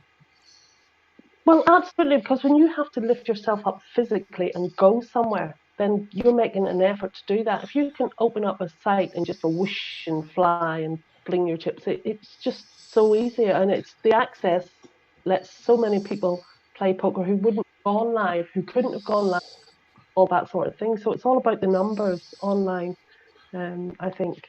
But everybody has a dream, and you hope they start off rubbish and build and build and build. So I think everyone started somewhere. So we all start off rubbish, don't we? That is the truth of it. Yeah, absolutely. So when we're criticising people, then we were all there one day. So absolutely we want it to grow. We want these people. We want it to grow. And of course, when people call behind and catch up and get lucky and hit their draws and stuff like that, that's part of poker. You want them to call behind. Because the percentages say that you will win more than you lose. Mm-hmm. So you want these people to call from behind. When they get lucky, well, good luck to you. Thank you. That's just the way it is. And if you and then there's so many people that still can't take you're it. Taking it. Say again. Because more of the time you're going to actually win from that person. Absolutely right. The percentages don't lie in the end. Absolutely, 100% agree. And if you can't take the beats, then you've got the wrong hobby. You should have taken up fishing or snooker or walking in the park. Knitting, as I say. I had to get up there and switch on. It's getting dark. I had to get up there and switch on the light. To those people who complain when they get the chips in really good and then lose. I always say, when you saw your opponent's hand, were you happy? If the answer is yes, then you can't complain if you lose. And if the answer is no, You played it badly. then you probably shouldn't be playing poker if you're not happy at getting your chips in as a big favourite. Exactly that. If your chips are in at the right time, stop complaining, because You've played your hand well, and you've made your opponent play their hand bad. Yeah. You can't do anything else other than play your hand well. Yeah, absolutely. But I say to people, oh, I had a pair of aces. How did I lose that? I'm out of here, not playing again. And I'm like, you've got a pair of aces. This is a 7-card game, you know? Pair is just a pair. You're not entitled to win every hand. That's the bottom line. Absolutely not. Absolutely not. And you're always going to get more money off lesser players in the long run.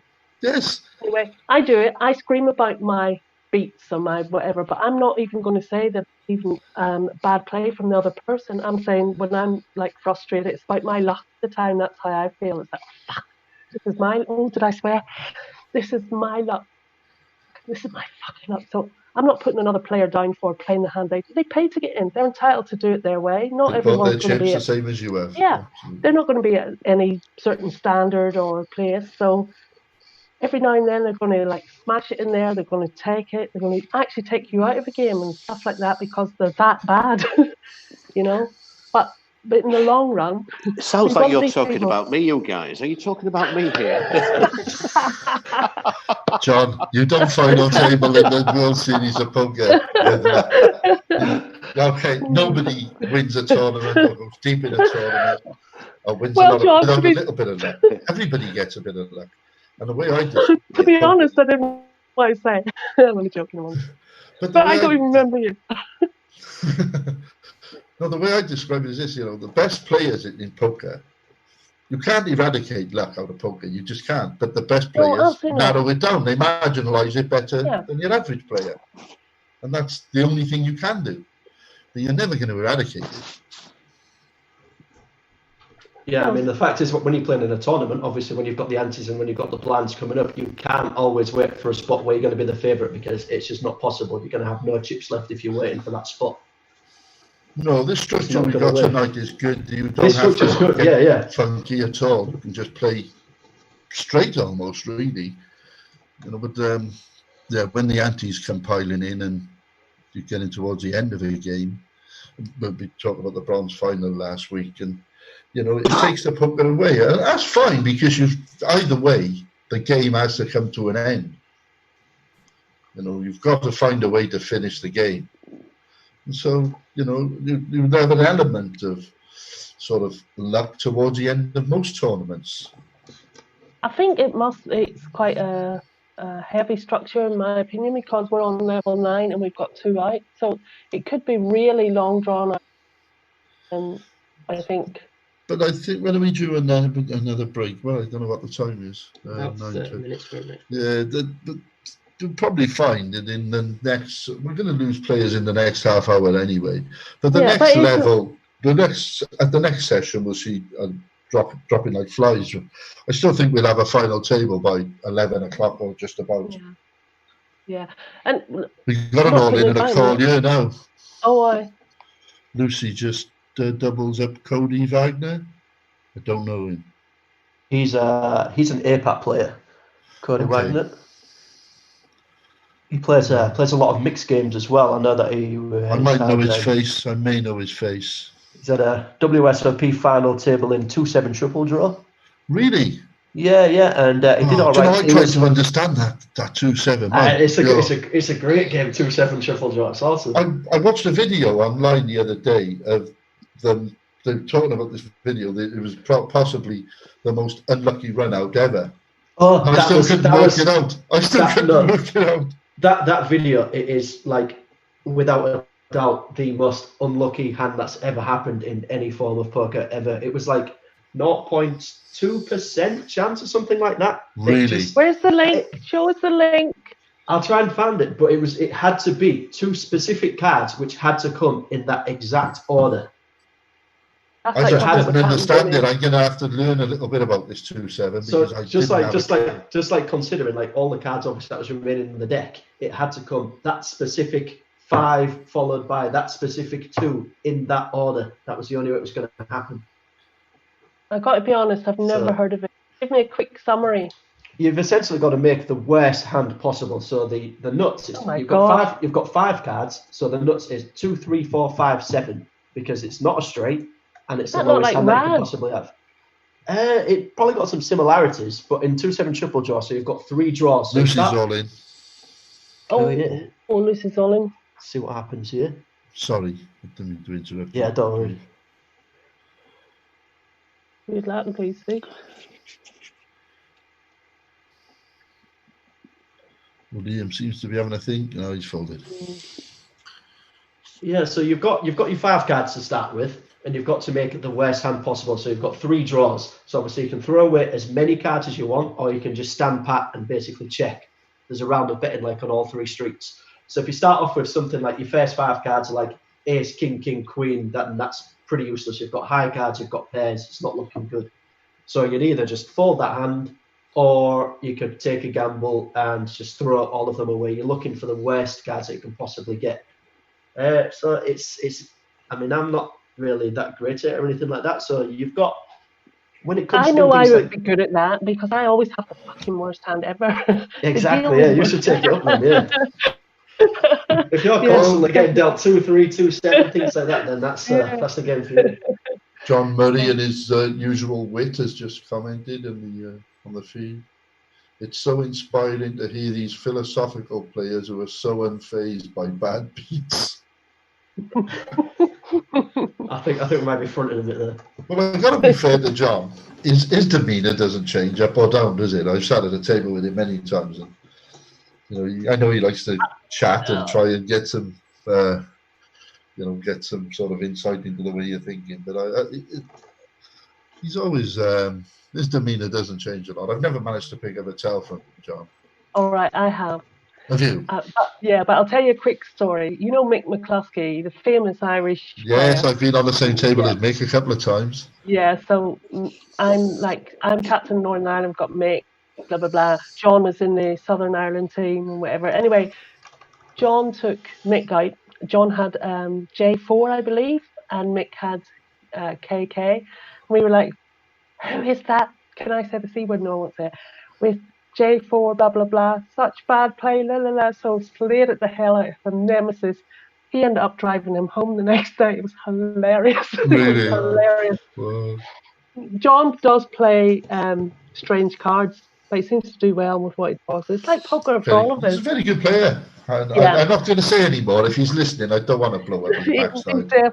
He's definitely listening. But he plays mental poker, which is a great thing, which I understand. And other people don't get so much, but yeah, I get it. And he does really well with it. So we blew your trumpet, John. John, I've got a question for you now from that really. On when you was playing obviously in the main event for all those days, with it being a 10 grand buy-in, did you see any particularly crazy hands in that time, when someone actually did have maybe a bit of a bad reaction to a hand or anything like that? Or was it all during the time quite laid back? It's difficult really, because over the period of time when you're talking about sort of 5 or 6 days, it just goes on and on and on, and you hundreds and hundreds of hands. But I suppose really, one of the hands I can remember in the last 30 on one of the side tables to the main feature table, and I can't remember the guy's name. I think he had pocket queens, and I outdrew him on I think the river and busted him out. Yeah, and I mean it happens. I mean, you talk about. I was going to come in a few months ago about talking about luck, but yeah. I'll come in and say that. I mean, whatever anybody says about luck, luck comes in 2 forms: good and bad. And if you're going to get to the final table in something like the main event in Vegas, overall, I mean, we're all talking about over several days now, over like a week of solid play, 12 hours a day, you've got to have more good luck than bad luck. And that's the way I sum it up. And I think overall I had more good luck than bad. But that didn't mean that I didn't lose big hands with better cards pre-flop and things like that. Yeah, of course, yeah. The guy who I remembered particularly, I still forgot his name now, when I sort of took him out, probably in 20-something's position, could have even been sub-20 even, he was, I went across to shake his hand and he sort of pulled his hand away in sort of anger. So I just threw my hands up and sort of, put my head on one side, say, whatever, he was particularly bitter. The fact that I'd taken him out with a hand that was worse than his pre-flop. And it comes back to that situation where you've got two cards, and I can't even remember what my hand was. It was a perfectly playable hand. I think I was in position. Everything fitted into the right spot. So I wasn't doing anything outrageously wrong. But he was pretty sick at being busted out. But that's poker. Yeah, two all-ins, guys. Come on in, Dave. What you got, Dave? Tell us what you got. Sorry, John. I've got Ace King. Yeah. Oh, unlucky. 10-10 versus Ace King, yes. Yeah, 10 big blinds. The blinds are going to start catching up now. And I'm fairly confident that when I reship that, Chris is going to be folding to a shove and a reshove there. So I'll take the flip for that. So what are the blinds? 6 and 12 at the minute. So we've got 20 big blinds now. Yeah, so it's still not bad, but I'm not going to be folding. I'm not going to be folding Ace King for 10 bigs, no. Absolutely not, no. That would have been a nicer flop for you. That would. It's always hand afterwards. It's always the hand afterwards. Kojak is my favourite hand, suited. But you know what? Every time I take Kojak online, the flop always comes queen and some other ridiculous cards that's nothing to do with it. It always comes queen for some strange reason. I don't know what that is. But that's an online thing. My favourite hand is aces. Yeah. It's as simple as that. That is my favourite hand, and I'll take them all the time. I'll agree with that one, Terry. How's that? No way. I hate it. Everybody that says that has obviously got a bad beat story to talk about. How can anybody say they hate aces? Because they're always cracked. They're what not right always way cracked. They're always cracked. Online, they're always cracked. Yeah, I had them cracked the other night online. But do you have like secret favourite hands that's really bizarre that you shouldn't have? Yeah. My ones are a King 3 suited and 8-5. They're my secret favourite. I love Jack Deuce. Jack Deuce. Yeah. Why? I don't know. I won a fairly decent cash pot with it once in the it might have been the Rainbow in Bristol. It was over in Bristol somewhere. It was a really nice cash pot with Jack Deuce, where I had quad twos. And I did raise with it pre, and I took a lot of abuse off the table when it. Yeah, well, I'd have given you abuse. And look at the flop on that left-hand table. Look at the flop on that left-hand table. There it is. How weird is that? You're a witch. You're a witch like me. I think you can bet out with Jack 2, but you can't call with it. No. Even on the cash table, I raised with it. Yeah, you can raise in, but you can't. Just got good. It's not hard to be calling a raise. Oh no, I wouldn't call any raise with it at all, and I wouldn't limp with it ever. But this is the thing people don't get when they're playing poker. It's like, oh, I seen him on telly. He had this 5-4, and so but he was in position, and you're like banging your head. No, can't do it there. You have to wait. It's crazy. People see just numbers in poker. They don't see about position. Don't understand position. Don't understand the spot that you're in. Absolutely. Freaks me out. But it's good because people want to make that journey and learn and get better and better and better. So it's more massive now because people who didn't take as much notice of poker now have been able to, as I said earlier, because of this lockdown. And this will only come out bigger and better at the end, I think, personally. Yeah, I agree.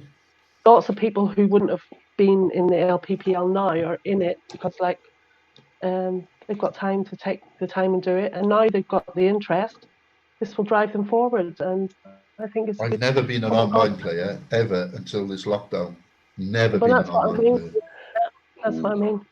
Right. It's, Kevin it- Stanswood has put his chips in following a raise from Charlie DeLucci, so I'd expect Charlie's going to call him, yeah.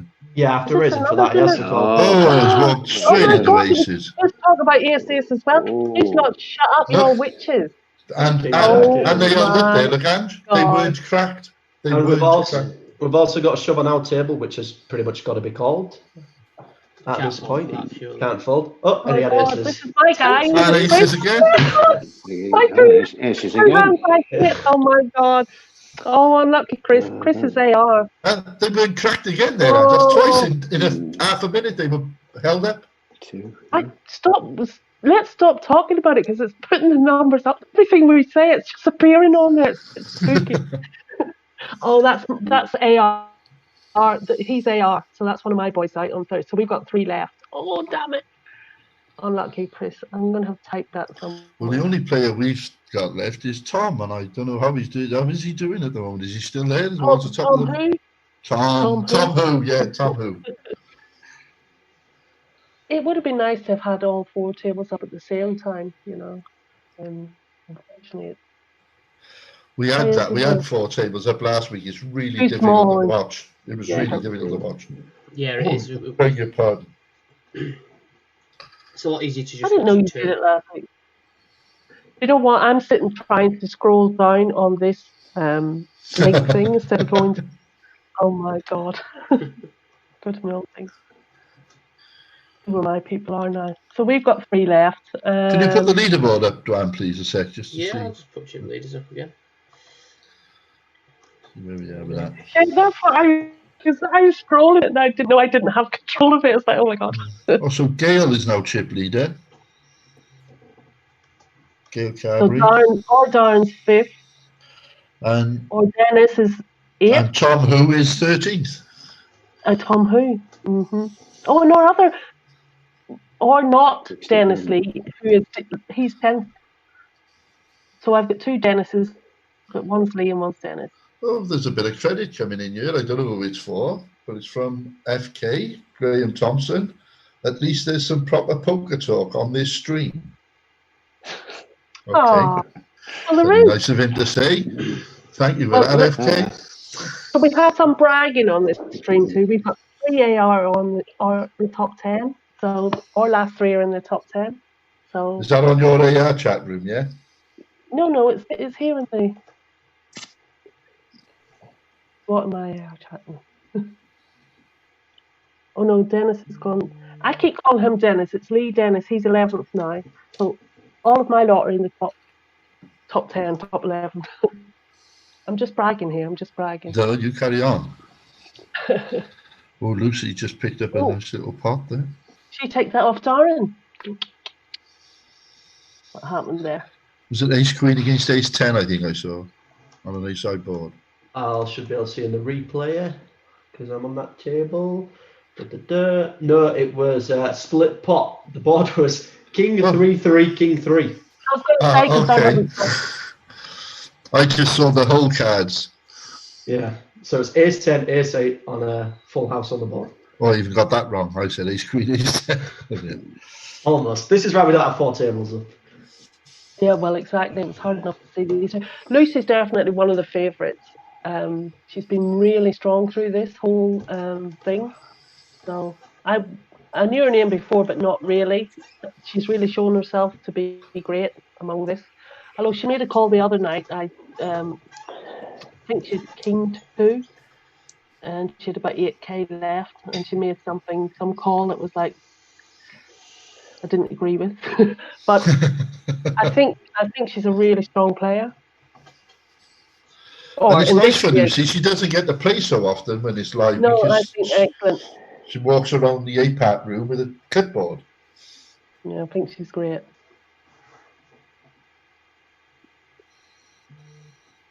You know, solid player. Love that. You know, to be solid, but then you can be both tight, solid, and then a risk taker as well. That makes a perfect player. Well, mix it up. People stay tight all the time. You won't get anywhere. If you're loose all the time, you won't get anywhere. But if you're solid and then change gears, as I call it. Well, it's adapting to the structure of the game that you're playing as well. You know, and the players. blind levels and the clock and the players as well. Is that Darth Vader in the chat? I can hear Darth Vader. That's me. That's my cherry aid reverberating back at my chest.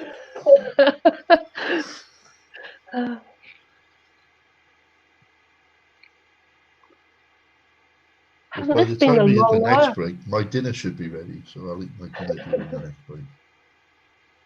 Oh, I've had my dinner. I have an extra stomach now from being on lockdown. I've got how many rolls? The only Angie, they don't call me the Big E for nothing. I'm a big lad anyway. I'm a big girl. Luckily, my clothes still fit me. I haven't outgrown my clothes during the lockdown. Yeah, I'm going to buy a couple of tents to wear out the next time. Yeah. I got a couple of old shirts I might fit you now then. So, have we got any favourite guys before we went into this conversation? Did you have anyone in mind that might be in the top? Or Johnny Nixon. Well, I did say that, which is kind of hard. Actually, Lucy was one of mine as well. Yeah, Lucy. And obviously, my people. I want to win more than anyone, obviously, but and Darren, I had good hopes for Darren in mine, and yeah, that sounds terrible. Obviously, all of my 4 I've high hopes for. Well, I'd like to see our co-commentator do well. Yeah, it'd be nice to see Dave get a good run. Still, we had quite a big pot going on there on the right table. Yeah, I'm watching it. Yeah. The set of 10s. Yeah, so he ended up rivering the full house. Yeah, nice. Liam had got runner trip aces. Probably cost him a little bit less because obviously there was the flush out there as well. Saved him. But, in terms of who I want to win, I'll put my neck on the line and say I want Charlie Delucci to win it. Why? Why? Because I like Charlie. He's a nice lad. And his mother's a very good friend of mine. And if I didn't say, I'd probably get a clip. She'll beat you. She'll slap you. So I'm just going to pose a question to John. Yeah, I'm still here. Cool. So, after your main event run, finishing 4th, how did you feel after exiting? Were you disappointed? Were you overjoyed? Because I can imagine getting that close would be very disappointing to not win. But on the flip side, the money side of it, it's just life-changing. Yeah. I mean, there's a few sort of answers to that. Essentially, was I disappointed? Well, yes, but not in the way that I was absolutely gutted. I'd got low stacked. I'd got my chips in.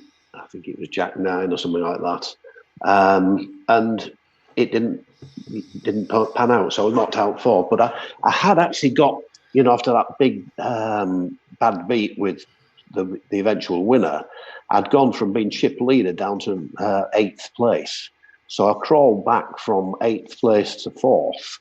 So to be busted out in 4th place after that, I can't say that I was too disappointed. In fact, I'd had a ball, I'd enjoyed it. And then immediately afterwards, I was on a roller coaster ride of invited into the commentary box, as I said earlier, about, with Antonio and Norman Chad and Lon McKern. After that, I was then treated to a VIP trip round the backstage, as it were, of the whole ESPN outfit, which was, they had these 3 great big semi-trucks parked at the back of the Rio, which was unbelievable. When I said top secret, you had all security on. You couldn't go out there unless you were in the in the know. And a guy called I've forgotten his name now. It'll come to me in a minute. One of the top guys in the show. He actually runs the Poker After Dark show as well.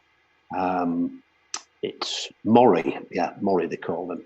And he said, "John, would you like me to show you around the backstage where it all goes on?" And he took me through these 3 trucks. and I'm not joking, it was just like NASA and Mission Control. There was 96 members of staff in total that actually operated the world broadcasting of the actual show, so to speak. And I had the pleasure of being able to go into these individual trucks. They'd probably be 40-foot long, semi trucks, which were full of computers and TV screens, which were being broadcast all over the world. And to have that sort of, opportunity to do that, I can't say that I was disappointed. And to be fair, I got that in 4th place. First, second, and third never got any of that. So that's something that money can't buy. It's an opportunity that was given to me because they liked what they saw and enjoyed what they were seeing and wanted to show me around. And that's something I can take with me to the grave that very few people will be able to talk about. But no, I wasn't disappointed because of everything that happened afterwards. Great experience I'll never forget. Does that help? Does that answer your question? It does, yeah. Yeah, thank you. And of course, it wasn't a bad payday either at $2.6 million, and that's not included what they paid me for the sponsorship of the patches. I had an 888 patch on, and a best bet from a casino-based company in Jacksonville, Florida. So it was unbelievable. The amount of money that that final table produced in relation to what I'd been playing for in the past was just, oceans apart. Yeah, they literally have these companies ready, don't they, for the final tables to start firing contracts with people and things like that, don't they? Yeah, absolutely. And of course, they want people to wear the patches. As I say, I was fortunate enough to get the 888 patch, and they, looked after me pretty well financially. And also, after that, I've gone on quite a few 888 live events, which have been quite, entertaining and fun. Yeah. Which is what my game was about, and I can't really knock the fun element that I got it at the highest level. So speaking of that as well, then, do you think that obviously the money that you won from that, did that change your outlook on poker much? Obviously, like you was playing before, mainly for enjoyment as well, but has it changed your outlook on poker winning that much? No, not at all. I think my outlook on poker is now I like to play live games, so the lockdown hasn't been good for me at all. Yeah. And whilst I say that, I mean, I was, in fact, I'd made my mind up that after the Malta trip, I did the Dusk Till Dawn APAC Team Championship in February in Nottingham. I'd made my mind up that I was going to go and play in the Irish Open, which I think was April. But I haven't got, I sort of hung back because of one or two things on the domestic scene that I needed to make sure were right. And then, of course, well, the rest, we had lockdown in March, and the Irish Open was cancelled. So I actually met a guy called JP McCann. I don't know whether you guys know him. I love JP. Lovely guy. Love him. Yeah, well, I met him in Malta, and he'd said to me, have you never fancied doing the Irish Open? I said, yes, I would actually, because I like the spirit of the Irish. They've got like a bit of a spirit with them, which sort of suits my game when it comes down to what I call the entertainment or recreational value of it. And of course, as we know, Tom is an Irishman, but Dublin just seemed to fit into my, psyche as being a fun place to play poker. And sadly, I didn't get the chance this year. But hopefully, maybe next year. Yeah. So, but that sort of money that, you're talking about buying into even the main event in Dublin, it's a relatively small sum of money in comparison to the main event in Vegas. But it's, as I've said before, it's not about the money for me. It's about the recreational fun side of the game. Yeah, that's good that that's not changed, yeah. No, exactly, and you know, the sort of the bucket list wish that I wanted to fulfil in the Vegas main event in 2017 was done and ticked off. What shall we say? To a wonderful extent.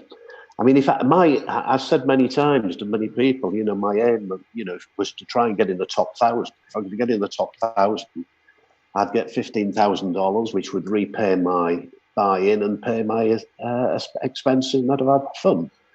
So, you know, I did that. The rest was a bonus. Exactly. Well, a big bonus. Yeah. And, you know, it was, you know, there's all sorts of really crazy things because I was literally, and I've been, this example was given, I was the Eddie the Eagle. Good luck, Dave. Oh, there he says again. Well, that'll do. There was a sweat there. There was a sweat. But Quickly, while we're saying all of that, we've lost two more. We've lost two more. We've lost Cadman and French, so we're down to 27. Dropping like flies now. That John better stop talking because every time he talks, people go out. We have and there's action and there's. Oh, Adam, man, I doubled up, so I'm fine with that. No, I love that. Go, keep it going. Go on. We're only half a minute story. away from a break now. Well, I've to say to Mark to tell me to shut up if I'm actually talking too much. No, we're doing banter. Come on, did you feel like Eddie the Eagle then? Well, that was somebody coined that expression. I thought, well, yeah, probably. I mean, I was an amateur, complete amateur, and I did say a few things. And back in 2017, you probably remember, Donald Trump had only just recently been elected U.S. president, and I coined a phrase which a lot of Americans didn't really get, but it was very benign and vanilla. I actually said, I am to poker what Donald Trump is to politics, an amateur. And of course, there was no question about it. Donald Trump was an amateur politician. He'd never been a politician in his life. It wasn't meaning that I was praising him or even deriding him, but some people took it both ways. And well, people always take it both ways.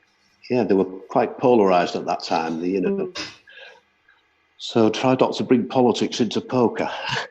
No, certainly not. That's the thing about poker. There's no politics, there's no colours, no religion, there's no nothing. It's just poker. And if you hate someone, it's because they bad beat you, not what they think, what their religion is. They're just you hate them because they had 7-2-1, basically, and that's that. But that is the marvellous thing about people. As I was saying earlier, it just brings people together. Creed, colour, race. Indeed, it political does. Views, everything. Yeah. And that's the sort of thing I like. I like that in Malta, all those different countries, different people.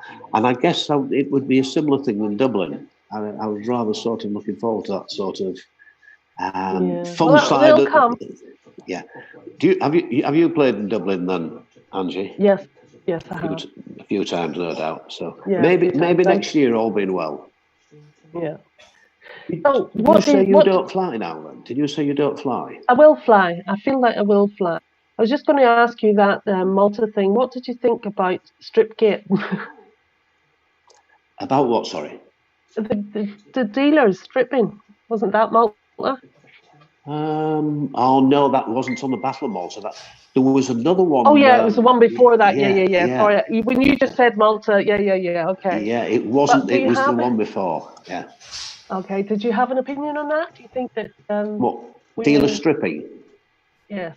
Well, listen, I it's one of those things that I'm quite broad-minded, and I didn't really have any issues if other people did. But if it was causing gross offence to anybody, then I wouldn't want it to be. I wouldn't have considered it appropriate. But as from what I understand it, although I didn't see it, I don't think it caused a great deal of offence. Or did it? Really?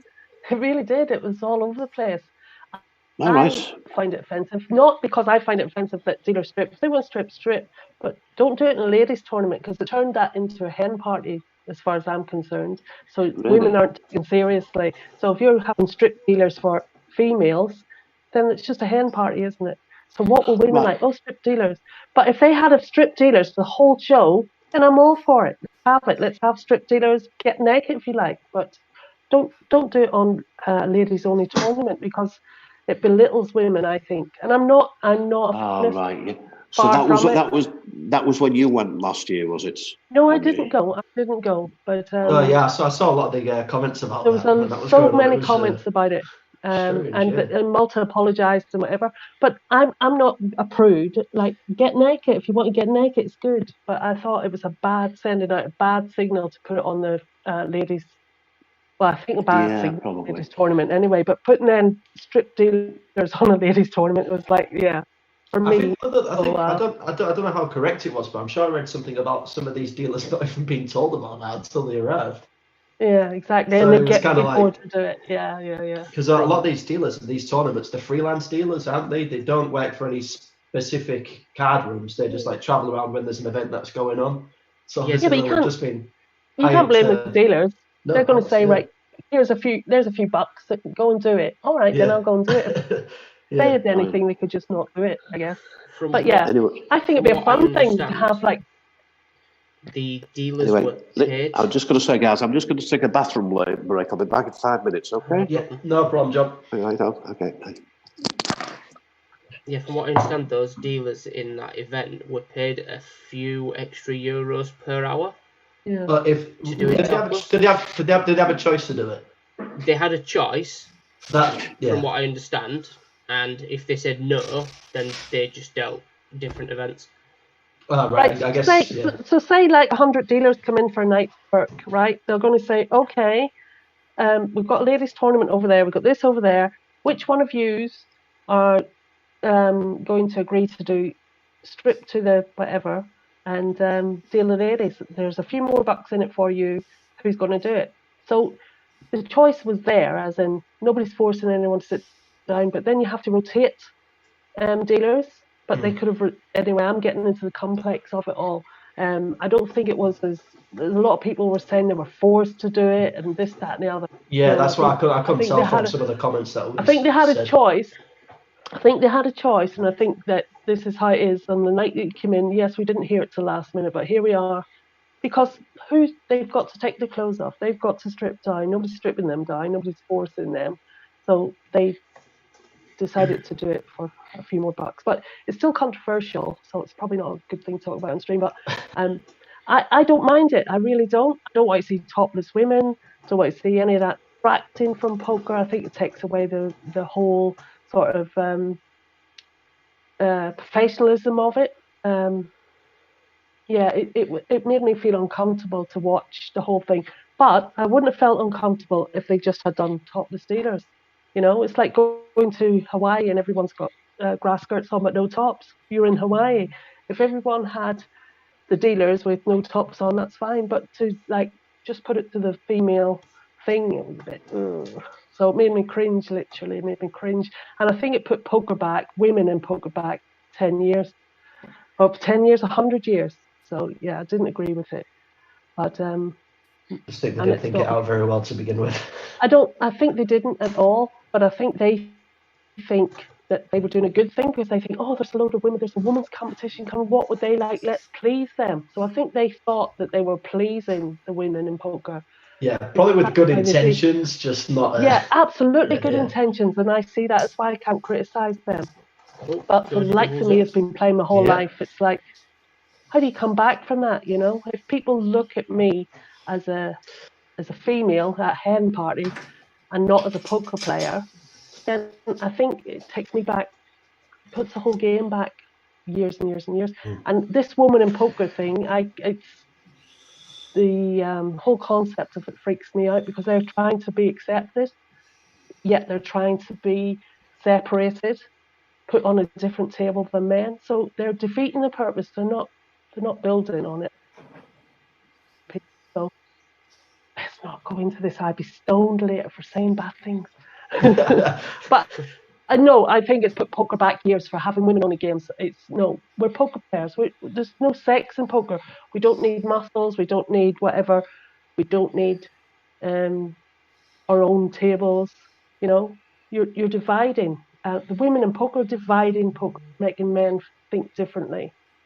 If that makes any sense. So I think they're doing more harm than good, and that will out in the end. But I'm all for them. Come on, do it.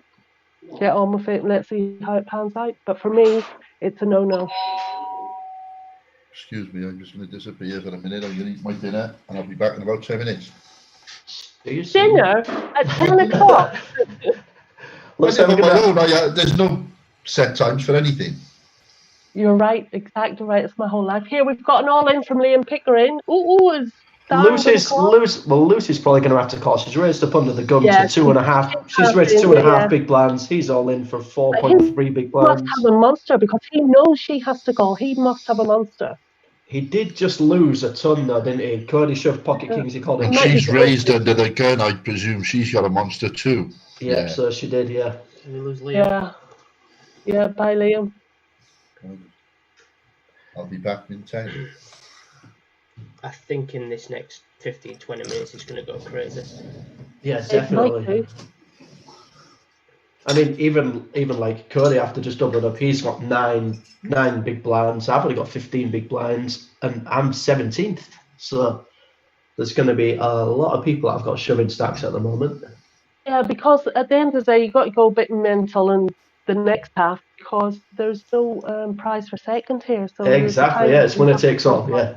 Yeah. Be an interesting table dynamic on the final table. Yeah, I can't wait. Yeah, definitely. I'll definitely need the bathroom before then. No, I shall breathe. I'm going to be going all in this hand. Oh, you got aces again, or something? No, I've got ace king, but obviously I've only got 14 big blinds. So I don't really think Tony's going to call you super light either. I think it gets through a lot of the time, and I'm not that bothered if I get called. It's going to be a flip. I don't think it's I kind of wanted the double up. I wouldn't have minded, obviously, a call, but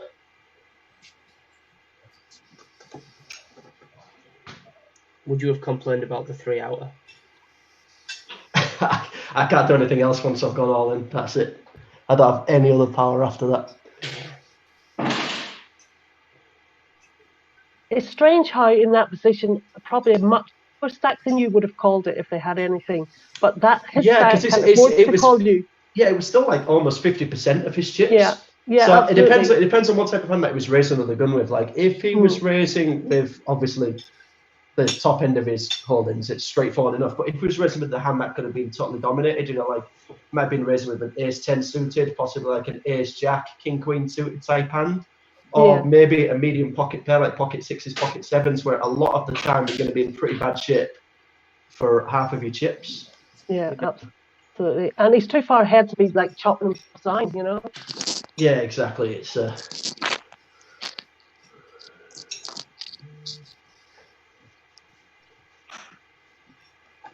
I think if you'd have just done like a 3 times bet or something, now he's calling or whatever. Yeah, but I think when I've got 13 big blinds that I'm also out of position. If anything, I'd just be doing it as a stop and go, just like raise and then jam any flop regardless. Actually, being the highest sometimes makes you the weakest because you can't then call like half stacks like you, half of his stacks. So I don't really see too many options. Right now, in my opinion, because you could do more. Yeah. Right, I'm back with you guys now. Can you hear me? Yeah. All on, John. Right. I won't talk unless you want to talk to me. How's that? Get involved. You talk. We love you. Talk. Every time you talk, you think somebody. Oh my God, Tom's gone out. We missed that. What the fuck? And my Dennis has gone out as well. What the hell happened? How did we miss that? Tom's gone out and my Dennis Henderson's gone out. Where was that? Reshuffle the tables. Hey, do you see what happened? John Hesp came back and spoke, and then the whole drama started. Your bad news. Every time I come and say something, I spoil the action, don't I? You do. You bring what on. You happened keep there? speaking. How on earth is Paxo chip leader? Chip leader. Yeah, but it probably took Tom out or Dennis. Well, that's a massive jump for Paxo. If anyone's listening on Tom's table, can we tell us what happened to Tom and what happened to Dennis Henderson? Because we've missed it. I'm guessing. I'll find out from Paxo took out Tom. Oh, I think that was a feud going on there. Right, possibly. Has Tom gone out? Yes, Tom he has. Yeah. gone out in 25th. Oh, was that just before I came in, or? Probably about the same time. Yeah, see what I'm telling you, John Hesp. When you speak, it happens. It's good. Keep it up. It's lovely. We love it. Tom will never forgive me. I'm sure Tom will be going to Vegas anyway. Yeah. Yeah. Well, he got over there a couple of years ago, didn't he? 2018, I think he went, and then they played the main event. Yeah, he played the main event. Yeah, he did. Yeah.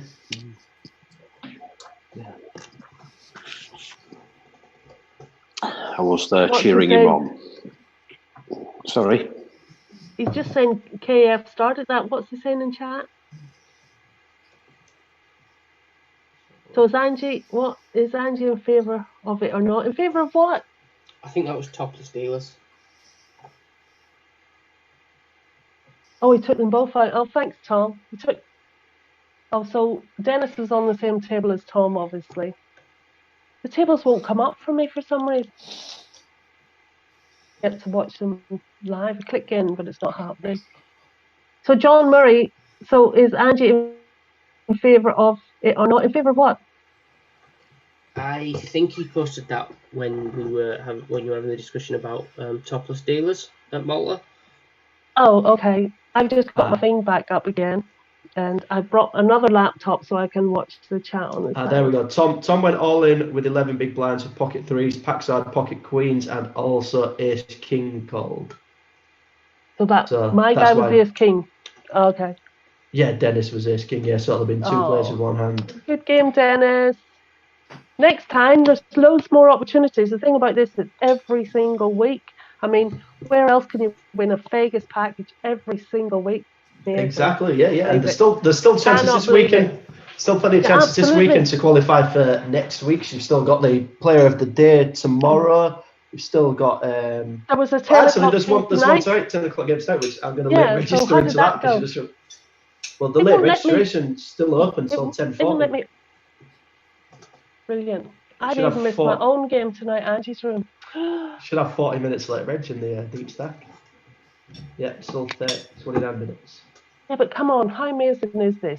Tell everyone this league is the most amazing thing. To win Vegas package every single week and compete just do it for just playing anyway is just amazing. Exactly, I think it's a great concept, and anybody who's not in it yet or played yet, get the hell in it.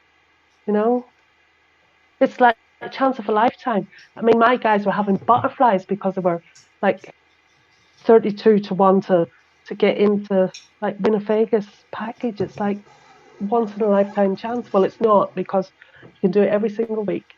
Yeah, it's a possibility. Where would you get to do that? This is just amazing. I love it. I mean, I'm biased, but I love it. But that Tom shite, isn't he? Gone out like what, 20 what? Yeah, I don't think Tom did anything wrong. I think he just packs us a fish. Yeah. Oh yeah, blame the other person. Blame the winner. Blame the guy with queens. Oh, it's sad we didn't see that either. We should have had that table up. We need to get like big sort of what's those things that make things bigger? I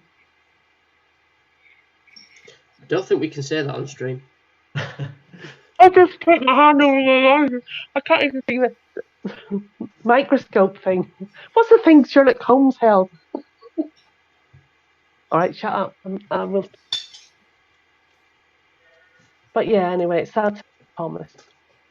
Thomas who? So the only good player on the stream at the minute is Lucy. The rest of us are all pretty terrible. Yeah, hang on a minute. What about Darren on that table? That's what the chat's saying.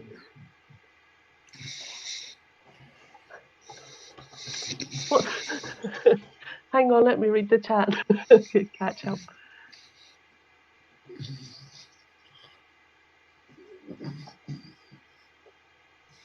$11 big blinds. Yeah, was no wrong.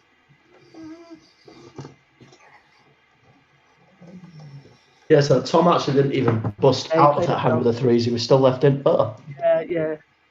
He did play it well, and obviously you're going to like chip it AQ as well after that.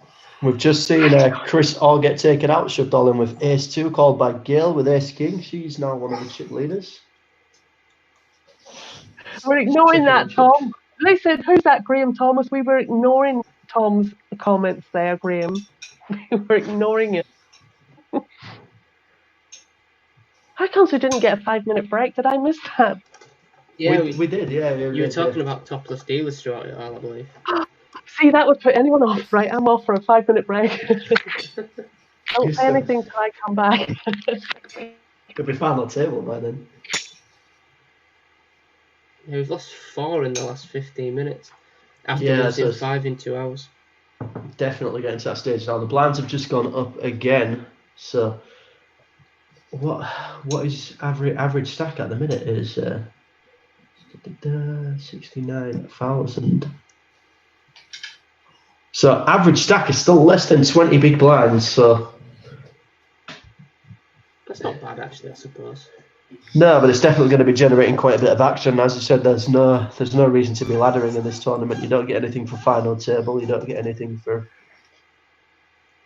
So speaking of which, I'm going to go all in.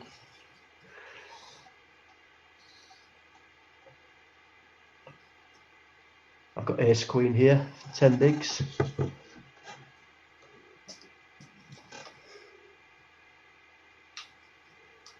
Is it going to get through? I think you got it through the hardest play to get it through Paxo, because that was just a fish. Probably caught it off with like ace 9 or something. Nah, not me. Paxo would never call me with something like that. He would. No. And then say, he knows me too well.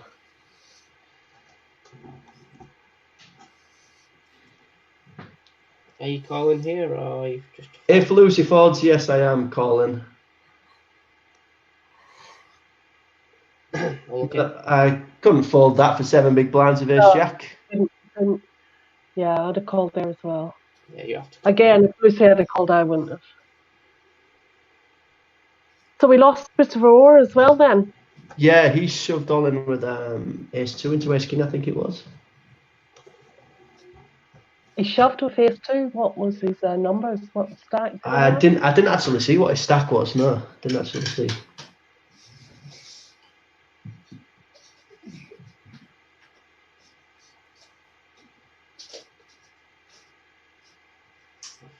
Oh, it looks like on the left-hand table, Michelle Coy's in the tank a little bit. Raised to 12k and then been shoved down for 50.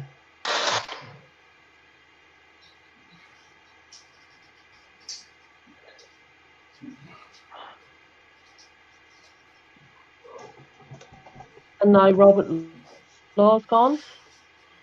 Bob Law gone. He's not a name I recognise. He's from the Southern League. I'm going all in here. 5 big blinds. I've got ace 10 of diamonds. Good luck.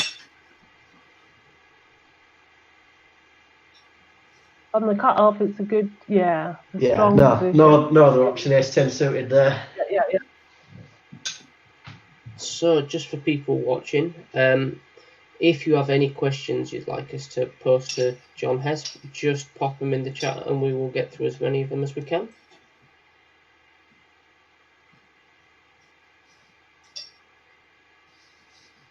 Has anyone else got any questions for John?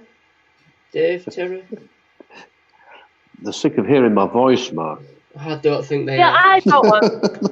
I've got one. Where did you get, I suppose I've heard this forever, but why do you wear the colours, your insignia, whatever it is? The colourful jacket and the hats.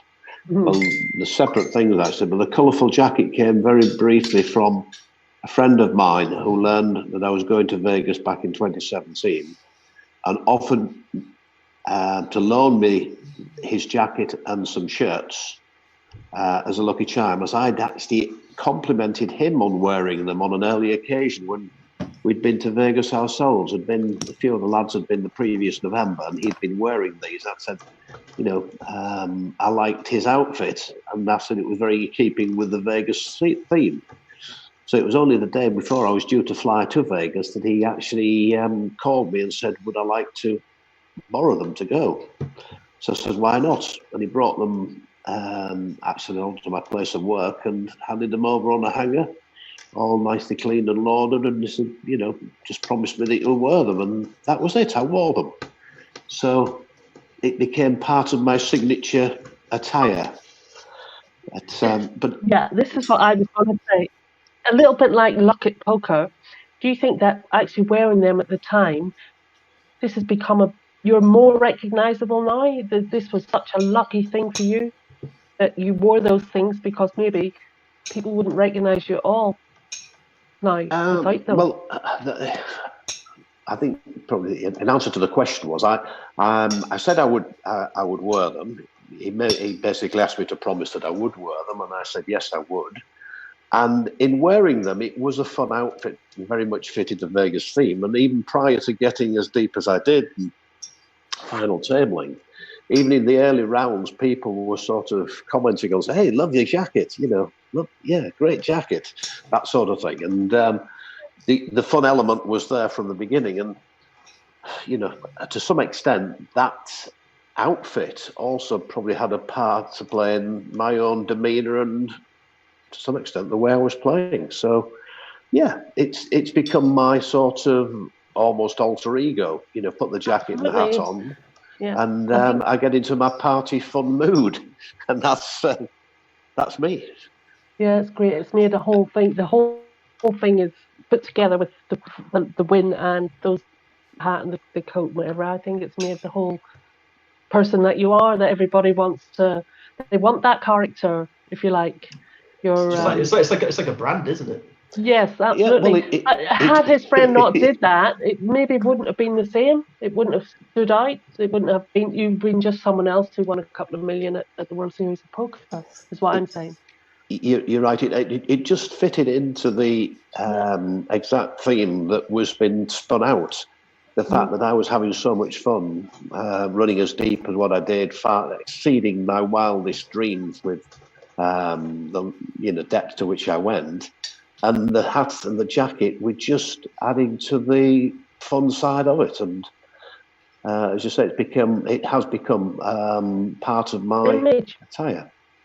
It is an image, and everyone likes the image as well. The image that goes along with the win and whatever. So it wouldn't have been as.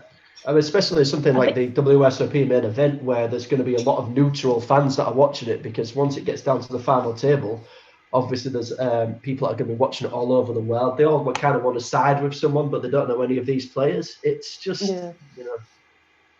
Well, I did actually. I did copyright my own, fashion label with that. The original manufacturers, whom I'm not going to mention, who made them, they weren't particularly that complimentary to me when I spoke to them afterwards. But so after I got back from Vegas, I cut off all their labels and put my own label on, which I incidentally copyrighted in my own name, and it was John Hesp Fun Fashion. And I have labels, and I've had quite a few hundred of these labels printed, and I do give them to people when they ask me for an autograph and things like that, if they're a fan. So anybody that has one of my John Hesp Fun Fashion labels, they're quite welcome to stitch it onto any garments of their choice, which is just one of those small things. Incidentally, it was one of the girls that actually worked for me in our IT department and marketing that designed the actual logo. The John Hesp was the O in John was in the shape of a poker chip, and the O in the fashion was in the shape of an emoji with a Panama hat on with thumbs up. So it looked like my theme of the thumbs up sort of fun that I was having. So that's just a little bit about the fashion label I have. A little bit bad news from me. Oh, sorry, go on. Yeah, go on. We've just lost one of ours. Lee Dennis has just gone out in 21st. We've also lost Mark Ridgway. Yeah, so sorry, John, go on. It's one of mine, so I had to yeah. So the next, if I get to meet up with you next time somewhere, then Angie, I'll let you have one of my labels. Oh, thank you. And you can do with it whatever you will. Stick it where you stick a label. I will. Yeah, that'd be lovely. You've obviously not seen my fun fashion label yet. No, I haven't. No, I haven't. Well, yeah. So have you got it online or? Well, it's on. I mean, it's on ever since the Vegas thing. Everything I've all my jackets and shirts have had that label on. So.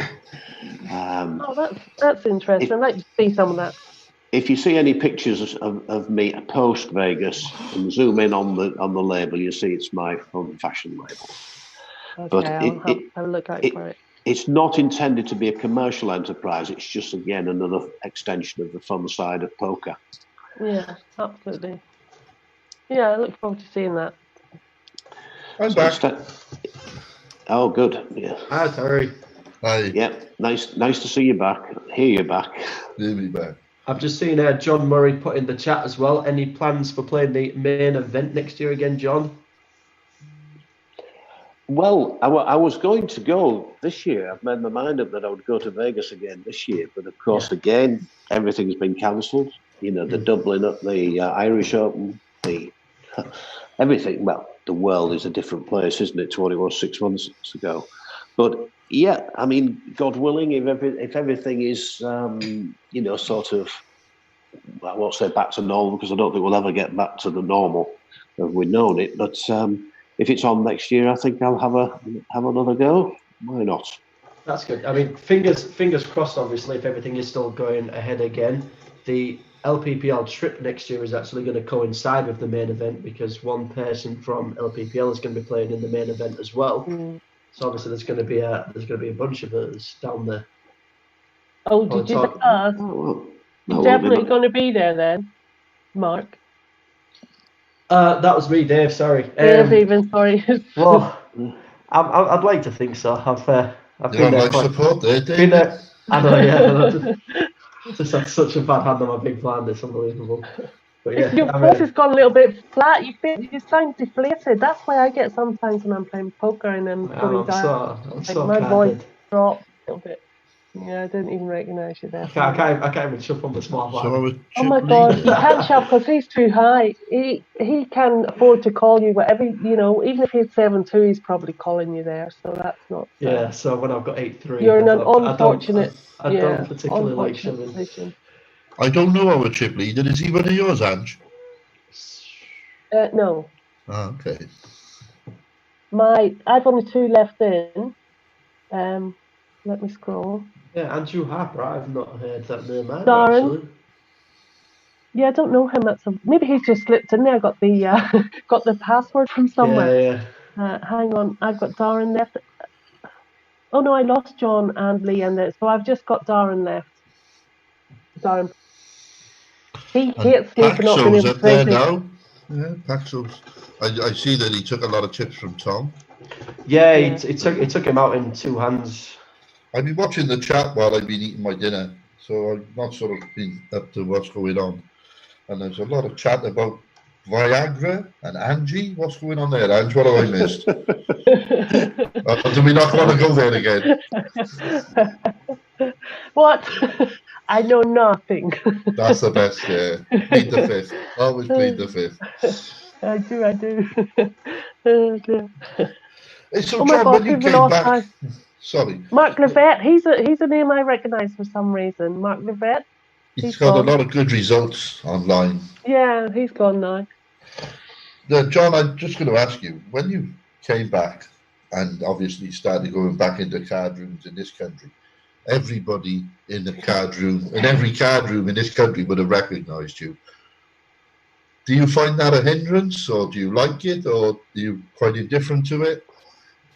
Well, I've got to contradict you then. Not everybody does know because, as you know, there are young people coming into the game more and more, and 2017 is 3 years ago now, so it's not necessarily 3 years that people have been playing. So there are still quite a few that don't recognise me. But on the whole, and most people do. And do I like it? Well, they're mostly, what should we say, friendly. And if anybody's friendly, as I usually am, then I'm quite happy to, sort of be friendly back, either in speech, if they ask them. And more often than not, the days of autographs have almost gone. They say, "Do you mind if I have a selfie with you?" That's a common one now. Yeah, so I think the request is more for a selfie than it is for an autograph these days. And I'm always happy to oblige wherever I can. And I think the more fun spirit is in poker, I think it's better for all concerned. All in from my last guy. He's all in. Sorry, it's my last guy. Sorry to interrupt again. He's got it through. He's got it through. Good luck for your last guy. Sorry, John. Continue. Yeah. Sorry. Well, it's nice to. Well, the time that I met you in Blackpool, even you don't remember. That's fine.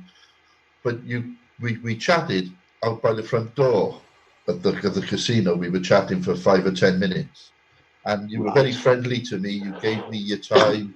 I didn't ask for a selfie or an autograph because that's just not my way anyway, But shame on you then. Sorry, John.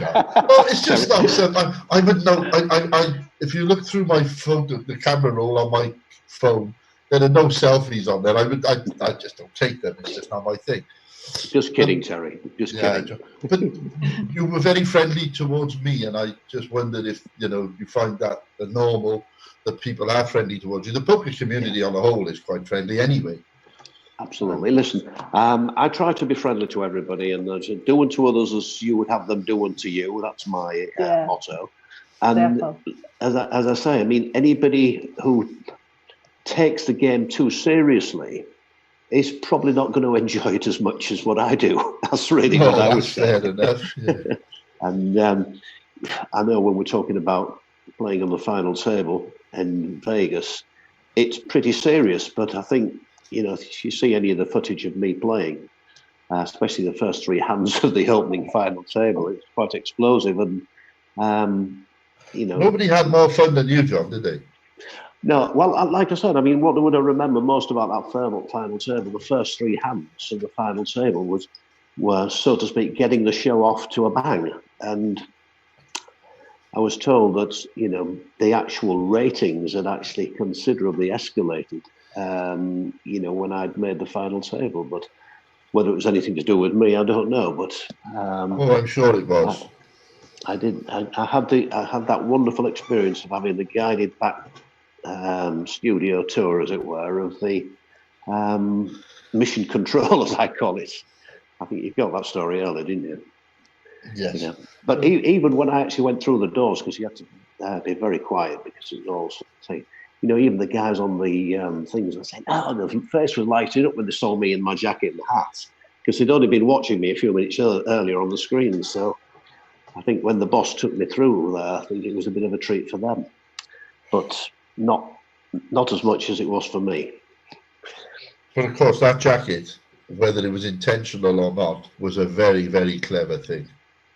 Because it did stand you out as well. It was actually, like I said, it was. I think you were still on your break when I said to Angie about it was a pal of mine that had loaned me that jacket. When I'd complimented him wearing it on a Vegas trip we'd been the year earlier. So okay. It was just complete sort of fitted into the whole story, and it was what I would consider to be a very happy, fun story right the way A to Z. Yeah, it's absolutely a great story. Tom Brady's just saying there that this Andrew Harper is running in second right now. Won his ticket along with Cody Wagner in the pairs event, and they're both new to LPPL. How amazing is that? If fantastic. You come on here brand new, and I think that's amazing. So we got your route. And what happened to Cody? I can't even see. Well, he's on the right-hand table. He's got 53k. Oh yeah, so he's on that one. So they're both in. That is absolutely amazing. Both of them brand new to the scene. I can't afford to fold this one. Okay. Okay. Here we I go. won't have the best hand, but I can't afford to fold Heart. it. Oh dear. Oh. No. Nearly. We were cheering it. We were cheering it. Unlucky, Dave. Good run, Dave. It's always nice I'll to have a. I'll have to qualify for next week's. Yeah, there's loads. There's loads. Yeah, but That's what. that was the 10 o'clock tonight was the gold ticket game, wasn't it? Yeah, there's still late reg in that one. So I know. I can't stand registering this late. No, I can't play because I didn't even play my own game in the room because it would just click in the background, so I didn't put it up. And if I turned the sound down, I wouldn't hear this. So yeah. Oh no, I'll have a go tomorrow. Yeah, my lot will be saying she's on there. She didn't even play. I couldn't. Anyway. So Linda Franklin is now chip leader. Haxel's right up there and abouts. How many players? We got 15 players left, so this is the final two tables. Wow. Yeah, but there's loads of chips there. This is anyone's game still. Anybody's game. Yeah, there's not too many with less than 10 bigs at the moment. Actually, nobody on the left-hand table. Everybody's got at least 10. It looks like it's going to be a long game, like I said earlier, but let's see. I don't think it will. I actually think... it's getting to that stage now where I think it's going to be on the final table before 11 o'clock. Yeah, I'd agree. Without a doubt. Hi. Did you see Tom's comment? When Terry goes back to live poker, does he plan to stay awake for it? Oh, cheers, Tom. Thanks a lot for that. No. Hey, I'd say nothing if I was you, Tom. I've seen you fall asleep as well. Don't worry about that. I've been there. I'm going to... Well, there we are. This is an example of interleague for you, Ange. Last year it was in Cardiff. The night before the event, on the Friday night. Now, I've got a one-bedroom flat around the corner from the venue. We had 4 of us staying in my flat, including Tom, who had to share my double bed because there was nowhere else for him to go. Oh, TMI, covered no, right we didn't get in till, well, the sun was up, and this was September. The sun was up. and of course, it was that's just a typical Friday night of the interleague. Okay. Looking forward to it. We just missed an all in there from Eileen, and she took tips from Darren, I think, there.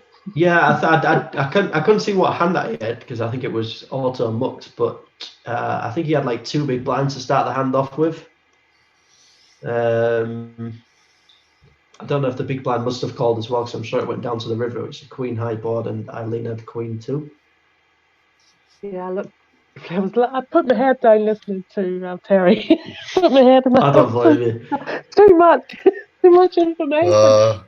The mind boggles. We didn't have a cuddle. Him and Tom Brady in the same bed. I can't even cope anymore. I'm going to have nightmares. Well, we didn't have a cuddle. Are you sure? Positive.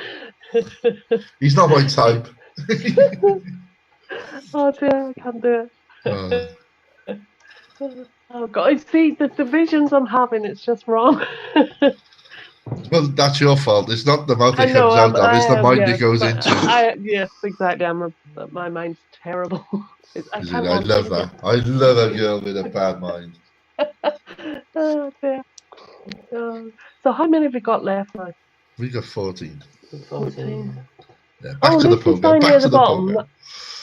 That's a bit Charlie's put a raise in. Linda's pushed back on him, and Charlie has now gone all in. Linda in for dear. Oh, bad spot. Unlucky Charlie. Oh dear. I put the kiss of death on him. That puts Linda in great shape right now. Oh, she's well ahead now. 341,000. Yeah, but it's massive stuff. As I said, there's so many chips out there. Anything can happen. Like even one double up from below, take over. And as we said as well, like one of the reasons why I don't think that this is actually going to go on so super late is that once it gets to the final table, there's no ICM, there's no laddering. It's just winner takes all. Winner takes all. Exactly. So you don't need to consider about like. As Alex Ferguson would say, it's all about the squeaky bum. Yeah. But on the flip side of that, though, I don't think everybody's going to be too mental because they know the whole thing rests on it then. Ooh, all in a call on table 2. Well, you've got that side of it. It is winner takes Oh, all. Here we go. Yeah. Darren's chopped all night. What's going on? He can't get ahead. He had the free roll on the 10 with the hearts, though. He did actually. Yeah. little bit favourite. And Cody's shoved again. But yeah, well, like I said, it will be interesting when it gets to the final table because maybe because some you're And a people. call from Lucy. Yeah, big one. Ace 10 against 8. Oh. There's The the 10. 10, yeah, got it. Oh, Unlucky Lucy. Oh, she's still in, but good game though. She's on life support there. Yeah. One big blind. you've got to win your races. You're not going to win it without winning your races. And there we are. As Lucy's just said, not my night. She'll have a ticket before all this is over, though. She'll have a Vegas package, I'm sure. She puts a lot of effort in. She does really well. Maybe not tonight. It's not over yet, though. Come on, Lucy. Let's have a chip double in a up. chair. You never know. There's a guaranteed call. Both should call, really. But, the best result would be Gail re-raising. Yeah, just to isolate. That would be the best result. Well, Gail has folded, so it's still heads up. Come on, Tony. What are you tanking for? Yeah. Oh, she got pocket fours anyway. Yeah. They held. And they wow. Wow. That's why I don't think Gail should have folded there. Well, a chance to take out a player. I know what you mean. Then the problem with fours in that spot. Yeah, go on. Sorry, Ange. No, it's good. Go on. I was going to say the problem with fours in that spot, if the board comes high, she can easily be counterfeited as well. It's just absolutely. It's just too strong to fold for one. Oh, she can't. You're never going to get anything. You're never going to get anything better than that. But the fact is that when big blind's calling you, regardless, the chances are that you're going to be flipping against anything. Anything. Thankfully, she only had one over to dodge, so wasn't a bad spot. But she was really lucky there. I mean, but as I said, if I was that what is it, Gail? Gail. Then I'm probably calling there and probably checking it down with what's his face, maybe for a little while. But she's absolutely no choice there. But she knows he's no choice but to call it, even if he's like 7-4. Who's got the biggest flush here? It's a hard one. I'm quite interested. It's quite interesting how small this pot is, given that texture of that board. Yeah, wet board. There's a lot of action. There's a lot of action there. Yeah, everybody's got a club. They've got a call, haven't they? Tony, is he got a call? Has he got a club? Yeah, but a pocket. You've got pairs on there. So scare anyone off. Yeah. A little club scared off that as well, obviously. I think Lucy's going to. I thought she was going to shove. I thought she was thinking about it. She probably was. Well, we got some action on the first table.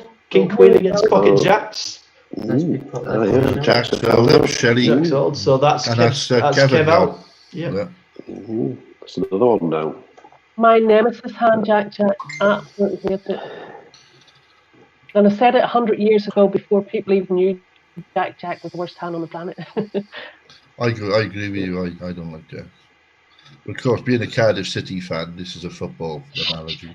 We hate Swansea City. They call them the Jacks. So Lucy's all in. I sprained my ankle in Bridgend. Do you know Bridgend in Wales? Of course I do. Yeah, well, I sprained my ankle there when I was very young. Right, Lucy's all in. Is he? And Paxo was called. Oh, look at that. Trip fives. The five. Set of fives. Unbelievable. Ouch. I don't think he can. There goes Lucy. Yeah. He can't fold there. You can't fold there for that amount, no. He can. We can give Paxo. He can, no. In Paxo's eyes, that was quality play. Quality play. Because it's Paxo, we'll tell him it's a bad call, but yeah, you can't fold there. We could get that final table before 11 o'clock then. Yeah, I think definitely. We will. You've got Dave Kenny, less than 10 bigs on the left-hand side. Roy's free shot as well. Yeah. And Eileen Shepherd on the right-hand table, as well as Angie's friend. Did you say Darren? Darren, yeah. Don't ask me to say his second name. He keeps telling me it's Darren. No, I didn't. That's why I never tried it myself. Darren. Daz. Yeah, he's my final man in. Yeah. I knew he'd do strong. I was hoping everyone would. You know, I was hoping to Of have like course. all 4 on the final table, but we can't have everything. But I knew he'd be up there somewhere. No pressure, Dad, Darren. Do you know if he's listening? Yes. Okay. How much did he pay you to say that? Nothing. No, I don't. I honestly don't know if he's listening.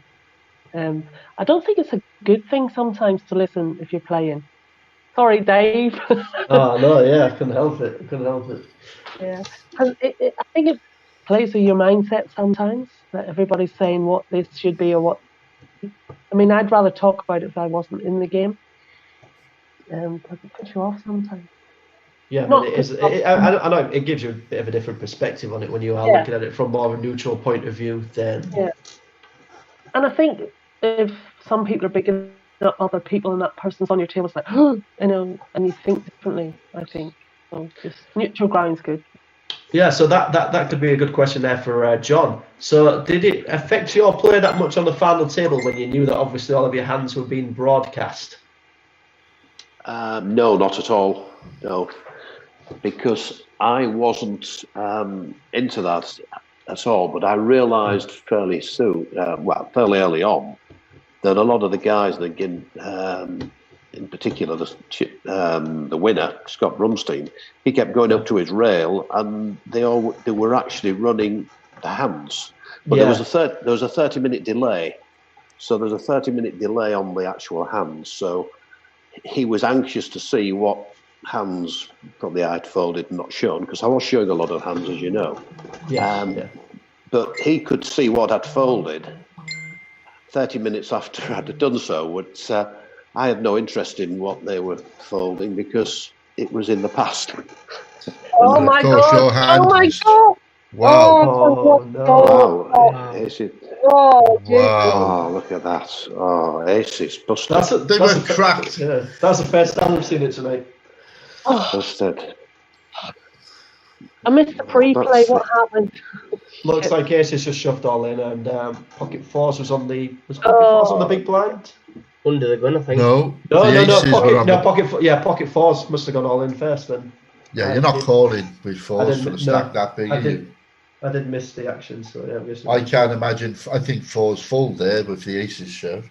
I think it's probably the fours that shoved. That would make a lot more sense. Then there were 10. So yeah, the fact that they go into the rail and seeing your previous folded hands or your previous winning mucked hands is still giving them information for further along the line, isn't it? Well, that's always assuming that people, other than myself, do the same thing every time. I wouldn't be doing that myself. Because once the hand is gone, John, I think it's gone. We move on to the next hand. But, you know, when people ask me how I play certain hands, how do you play pocket queens, to answer that question, you can't until you're in the moment, because it depends on the position you're in, whether you're small bind, big bind, button, under the gun. And it also depends on who the players are on the table and who you feel, you know, you can get a read on. That's Absolutely. all those. So there's no way you can answer a simple question. How do you play queens? You know, how do you play aces? Yeah, they're terrible questions, aren't they? Well, you play them all very differently in different situations. And that's exactly the answer there, Terry. Yeah. I play them all differently depending on and a lot depends on how I feel. Something like the gut feeling you get to. I don't necessarily play them by the book. It is a fact. So speaking of gut feelings as well, then I know that there was a significant hand. I think it was like a bit early on. I don't know if you can remember it, but it was your King 8 against pocket fives. Do you remember that one, John? I think it was. There was a guy. I think he was called Wan or something like that. Oh, the Chinese guy. Yes. Yeah. Where he shoved all in. Yes. He 3-bet shoved on you on the river, and you called. It was obviously a great call with the second pair. Yeah, that made.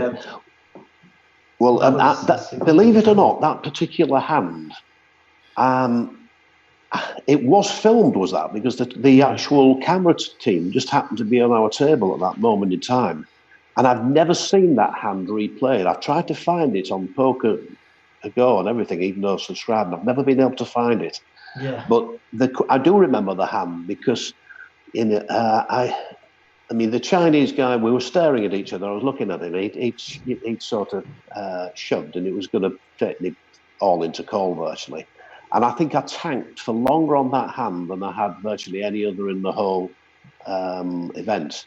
Yeah, yeah. And, I figured, that I can't turn around and say I knew I was good, but I just had that gut feeling that, and thinking that sometimes Orientals, I can't use that expression without sounding racist, it's not meant to be, Chinese I'm saying, they do have this tendency sometimes to really gamble. And I just felt that the way he was looking at me, this guy could be bluffing, and well, you know what happened.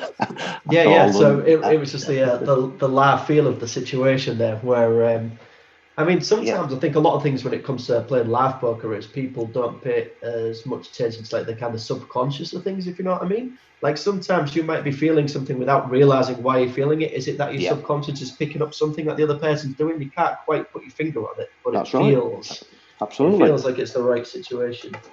That's why I call it the gut feel. You're looking at him, you're staring at him, you're watching his body language, and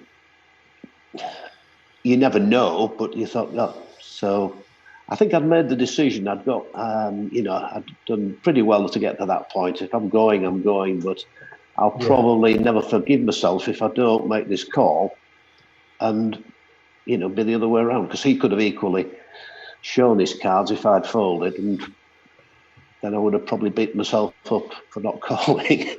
But anyway, and I guess in a way that was possibly like one of the biggest calls of your life, wasn't it? I mean, that could have changed. It definitely that was the hand, if you like, that really changed my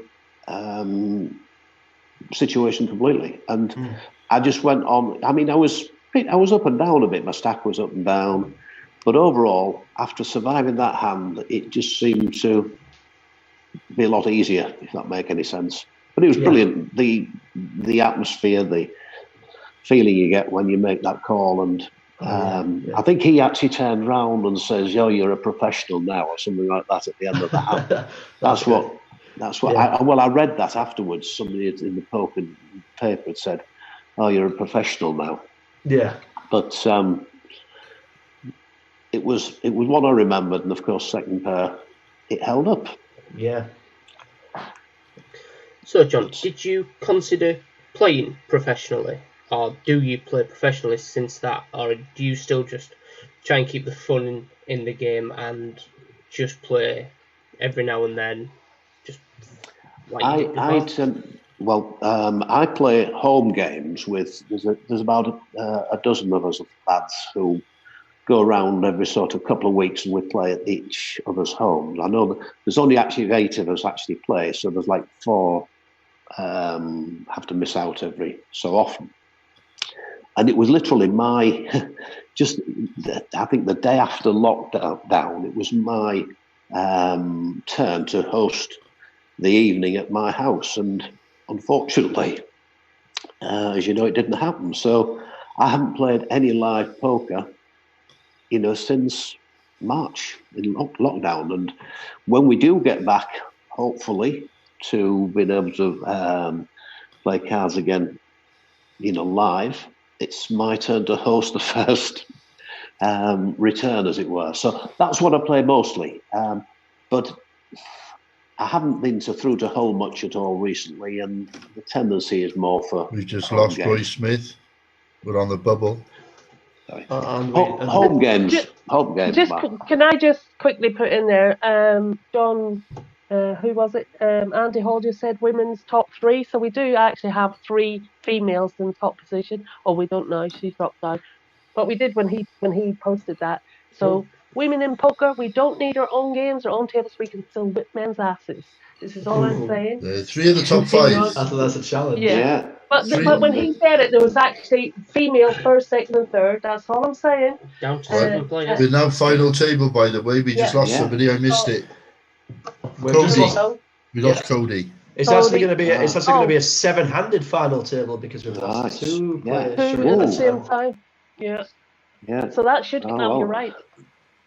Also, the Graham Thompson, he said we should scrap the interleague because it's costing him a fortune to try and get to be top dog. But this is the point. This is it. When the people who do get to be top dog, the 12 of us from each group that come along, we are the creme de la whatever it is. We are the cream. So you shall try and be the top dog. Try and make it, because I'm going to look in every face there when I walk in there. I'm going to know you're the best of the best. It's going to be like Flight School at what's that movie? Top Gun. This is the best of the best. So there you go. Try and be the top dog. Okay. So unfortunately, no Angie's room on the final table. I'm gutted for Darren and his aces. Oh, that was awful. Luck, everyone. That was awful. He sent me a message and I haven't been able to get back on there to see what happened. Yeah, I can't open the video. Oh, play noise. I can't play so noise. on this final table, we've got Andrew Harper then, who is a newbie to LPPL. Fantastic. Yeah. Congratulations on making the final table.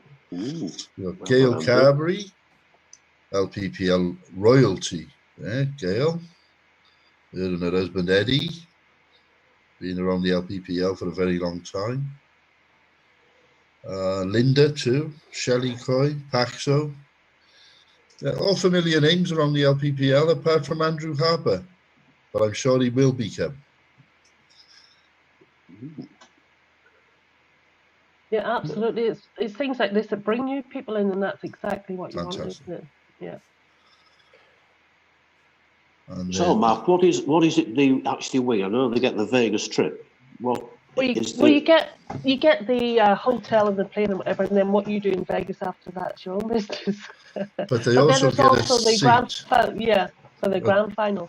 For the grand final, if you win the grand final, Vegas grand final event that's going to be held at our festival in Saint Lemaire, which you've been to, you came a couple of years ago. Yeah, that's just 45 minutes down the coast from here. Well, but next year we're going to have there's going to be a game there. These people are playing to qualify for that game, where the winner of that game will not only get the trip to Vegas, but will have a buy-in to the main event. Amazing. Hoping to live the dream that you have. Right, yeah. So there's only one sort of golden ticket for the main event, as it were. And that's going to be played out in Saint Lemaire next February. All right. Well, I'll probably pop down and see you guys. Are you going down there then, Terry? Yes, I think. Well, I'll be there. I'll definitely. What about you? What about Dave? Are you going, Dave? Yeah, definitely. I mean, it's only 20 minutes for me to get there, but I still go there every year. It's always great. Yeah, I love it. Are you East Hull then or West? East Hull. So it's not too far. I literally just have to. Yeah. My mother was born in Hull. Whereabouts? Do you remember? No, I don't. My grandfather was from Hull, and my mother was born in Hull. I do know the name of the street, but I can't remember it now. Yeah, well, she wouldn't have an accent like you then, Terry. My mother has. She's been in Cardiff since she was 8. Ah, right, yeah. Yeah, well, got some big action brewing here. Well, Andrew Harper's put his game on the line here. Oh, look at that. And he's got it, yes. He had it straight against... That was disgusting big blinds. We're seeing the blinds when this stuff happens. It's so cruel because everyone's forced there. Yeah. And people say online poker's not rigged. Can you replay that hand? Oh my God! I'm interested to see what happened pre-flop because I did miss it. But I mean, that's why I'm asking if Dwayne can replay it. I can't. No, you can't unless you was on the table. You can't replay it. Right. Oh, okay. But, what you can do though, Terry, is look on the stream. Yeah, watch it on the stream. No, you have to be sitting. No, you have to be sitting because I can't. When I go out of the hand, I can't look back after I've gone. Yeah, we can the last hand I've played. But any of these guys, are listening. Oh yeah, it'll be on the playback. Oh yeah, I thought you meant to play back on the.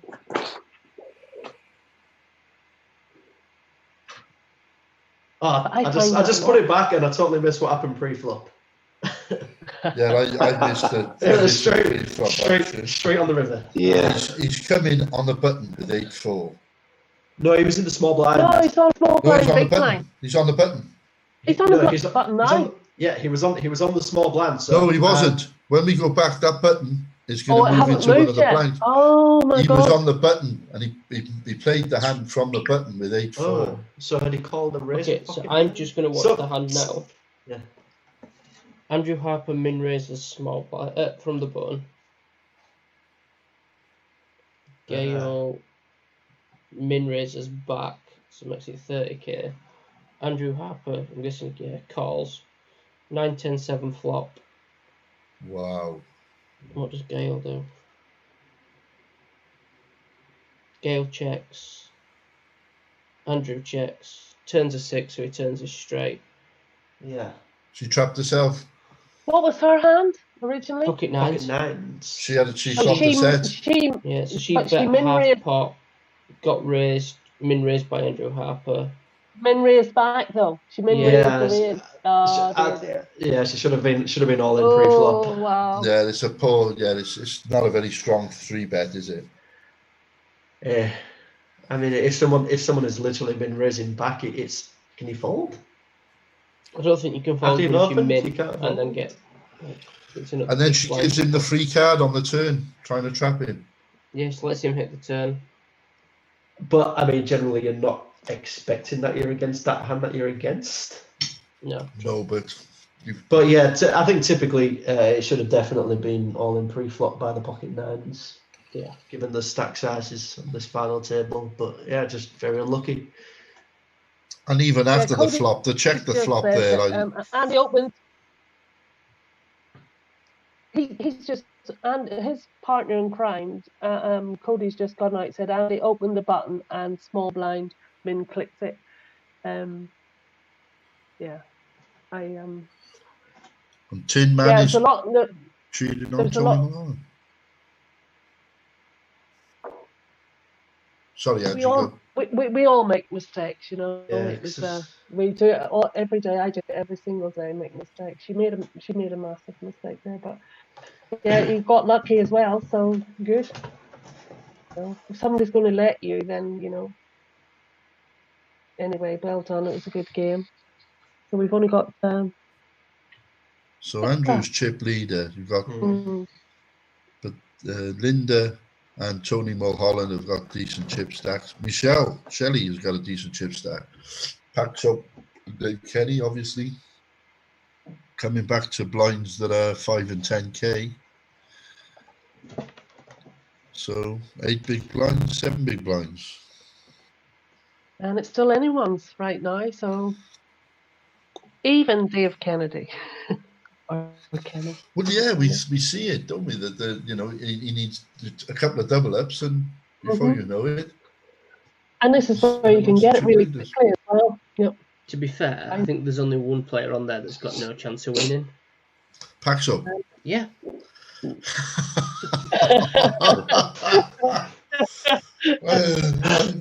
Dwan. I do give him some stick. So what do we know about everyone? Do we know things about, because this is all like Linda Franklin, she's won one of the national main events before. I don't know David Kenny, Tony Mulholland, or Andrew Harper, or Michelle Coy. I don't know any of those guys. I think Tony Mulholland is a Midlands player, and I only know that, and I'm only guessing that because Tin Man is rooting for him on the chat. And yeah. So Dave Kenny is West Yorkshire.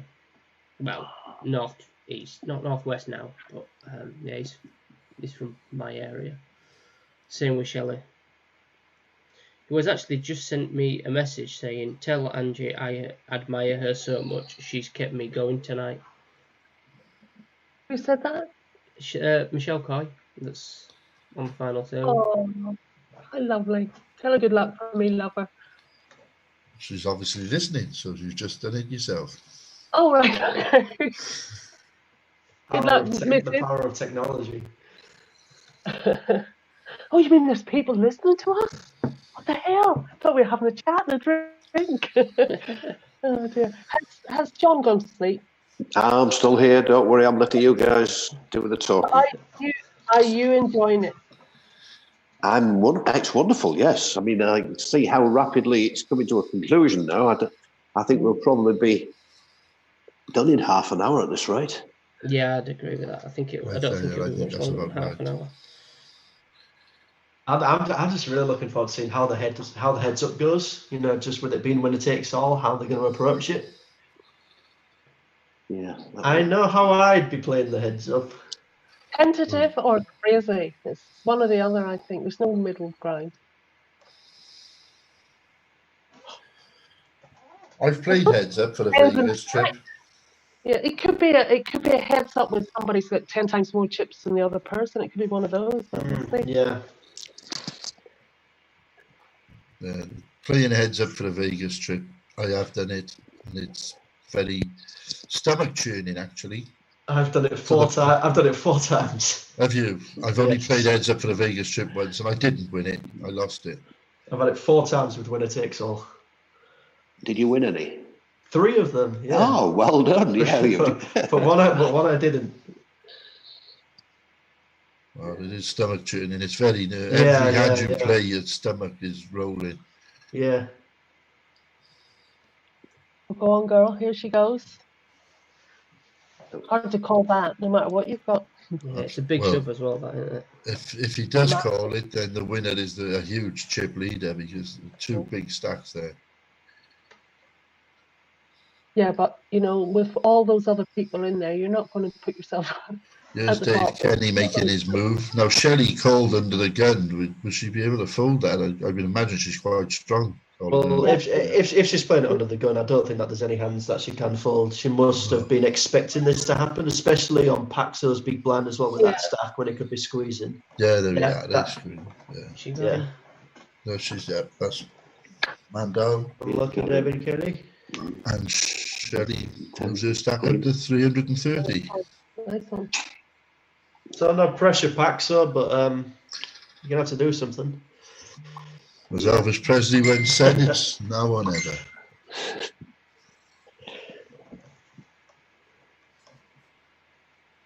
Drew just said Linda or Paxo. So it is totally evening out here. I mean, obviously, apart from Paxo's stack, there's just nothing in it. That's what makes him the most dangerous player, actually. He's nothing to lose. He's just got a... Yeah. He can put more pressure on the other players. I mean, they're not going to be wanting to call super wide. For now, if he lets it go one more blind, there's no pressure on anyone. He needs to be firing, doesn't he? If anything soon. Well, I think the thing with Paxo, and I'll give him his due here, he does understand the game pretty well. And, you know, he knows that he might not have the chance to just wait for a hand. Yeah, I mean, it's just converted it, isn't it, to a satellite structure? Because, I mean, this is... my goodness. Fives. Oh, wow. Andrew Harper. Yeah, that's unlucky. Wow. Yeah, look at that. 650,000 nearly. Michelle, the lady. And there we are. We've just seen it in stark contrast with Andrew, last 2 hands that he was active in. Got very lucky against the 9s with his 8-4, and just got very unlucky. Here we go. The 5s. Yeah. Would Paxson have to call this?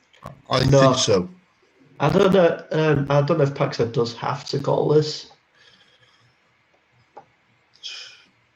Well, I suppose he'd get another orbit with 50k if he lets it go, I suppose.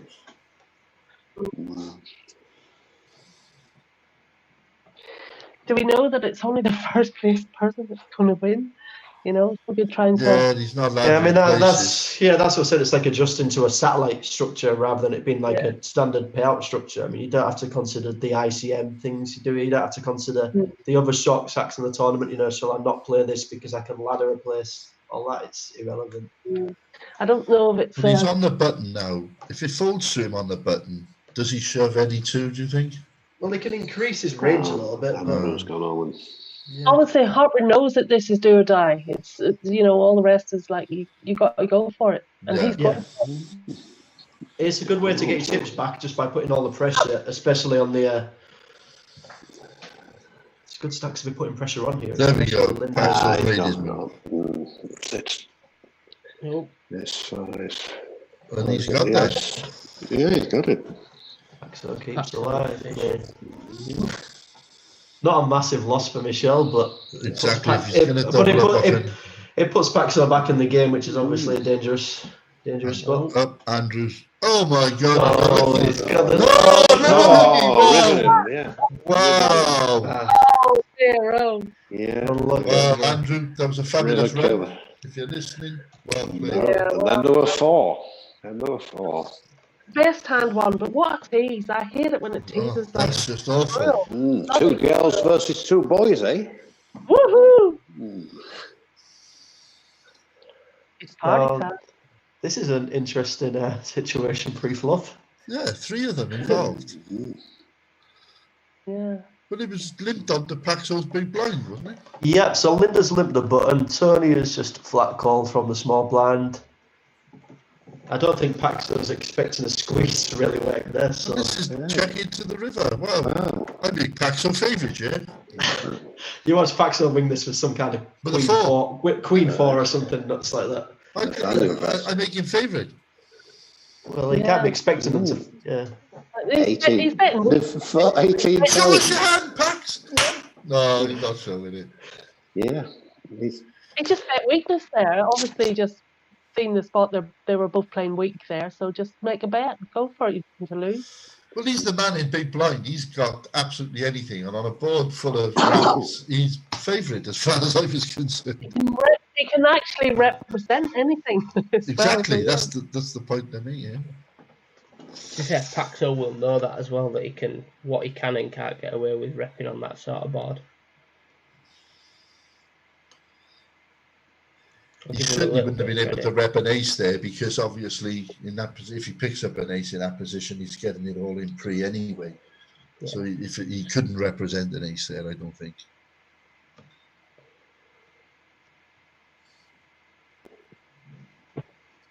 But a decent comeback from him, let's be honest. That's a nice comeback. Another double up.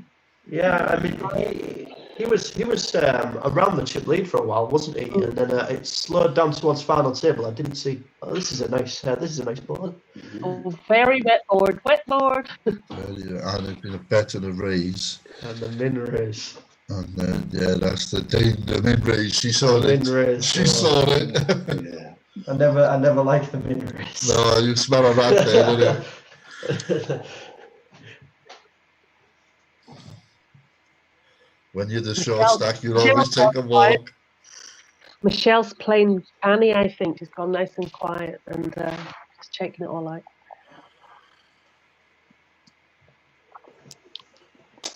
Yeah, just sort of like let everyone else eliminate each other. Cody's just saying Andy's an APAC player, plays a lot of mixed games like myself. That's cool. Yeah, as I said, I know that Cody's obviously he's a good mixed game player. When we said he's had his final tables in 2-7. I remember last year when we was in Vegas last year, he was playing the 2-7 again. I don't know if he's still watching, if he can give like a list of the people that was on his table, because he had a ridiculous table on his 2-7. He is listening to the feed, so if he wants to put the players that was on his table, it was literally just stars, superstar after superstar. Yeah, it was such a good table. Yeah.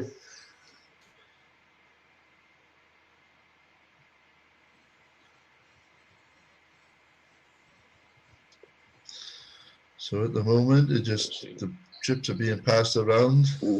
See what David does on this big blind. Well, Tony's just limped in. That's a strange move from there. Oh, that's it shoved. I think that's the right play. It is the right play. I didn't understand Tony's limp, to be honest. Well, maybe he's hoping that Paxo's weak and he can get him all in after the flop if he's strong. Maybe trying to balance it out a little bit with his traps if he thinks that Paxo's capable of squeezing, but maybe. I mean, we saw earlier with Michelle whether or not she specifically limped with the ace-queen suited to hope for the shove to happen, which obviously did happen. But I think she did in that case, yeah. I mean, Paxo had 7 big blinds at point. David Kenny did he have about 7 big blinds himself as well? He had Obviously, 7. I think Paxo had 8 and Dave Kenny had 7. Yeah, obviously she's limps there with the ace queen suited to I hope would what see in a happened. flop.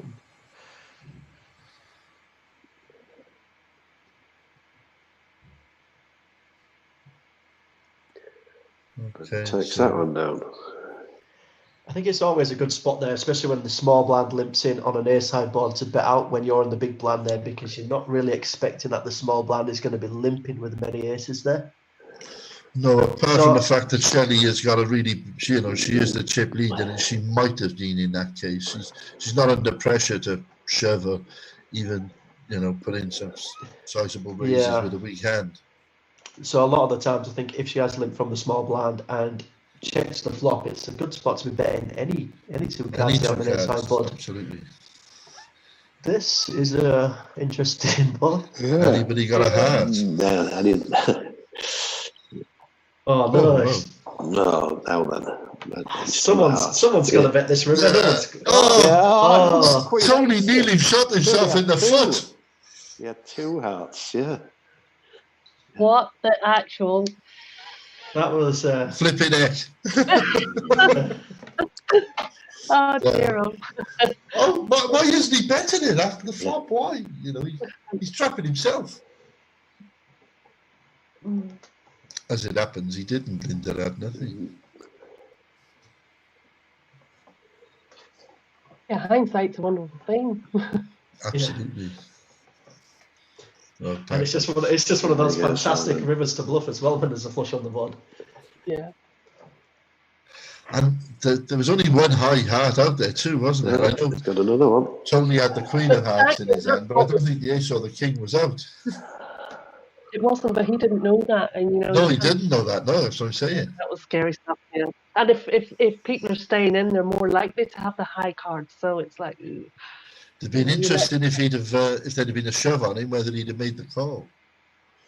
I think he has. Well, I think if he made the check, he's going to make the call because he doesn't get that there might be higher cards out there. But no.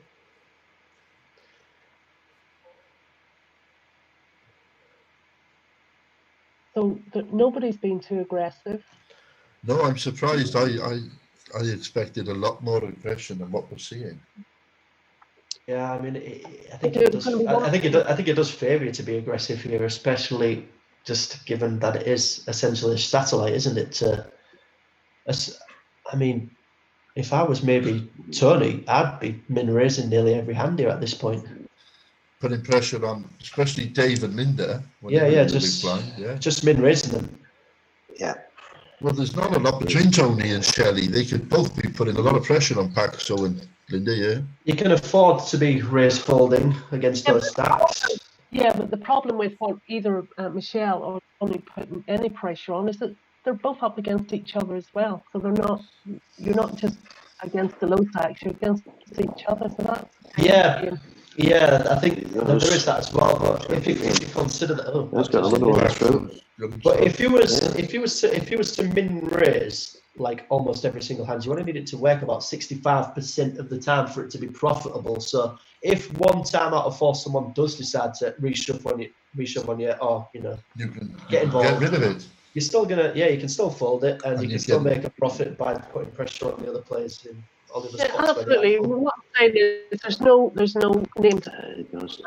The rest of the table, the two people are equal measures, really. It's a chance to break away from them. Though. He's over 200k now. Is David? Yeah, Linda now in danger, or the most immediate. I think if I was in Tony's situation, I'd be, like you said, Dave, I'd be min raising a lot, but I'd be targeting Shelley Coy a lot more because she's in P2. I'd be trying to get as many chips off her as I could. She must have a hand. Wow. Oh, Linda's well. Wow. Ace Queen versus the tens. So we lose Linda. Well done, Linda. Good run. Unfortunately, no prize. No, we're still in it. It's all balanced out. Linda won it. Yeah, she had tens. So this is what I said. Tony would put pressure on. This is if I was he, I'd put pressure on. Yeah, definitely. This now, especially now, yeah, just min raising nearly every hand. That's well chipped.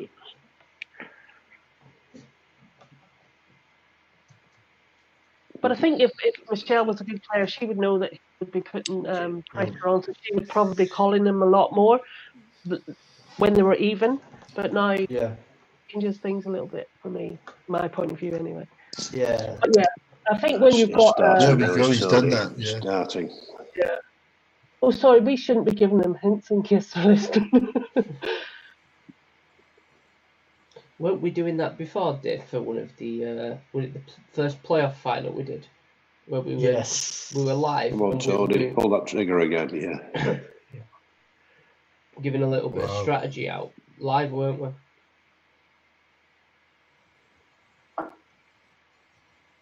Well, let's all pick a person. There's 4 of us, there's 4 of them. I'm taking Michelle. I'll take Paxo. We'll take the underdog. John, who do you want? Well, I had a feeling Shelley was chasing the flush there. Sorry, you want me to pick one? All right. Yeah. Well, Michelle and Paxton's gone. That's it. Yes, you got Tony or Linda. I've got Tony. I'll go for Tony then. How's that? You're so obvious. See, this has got the. I always up for the chip leader, yeah.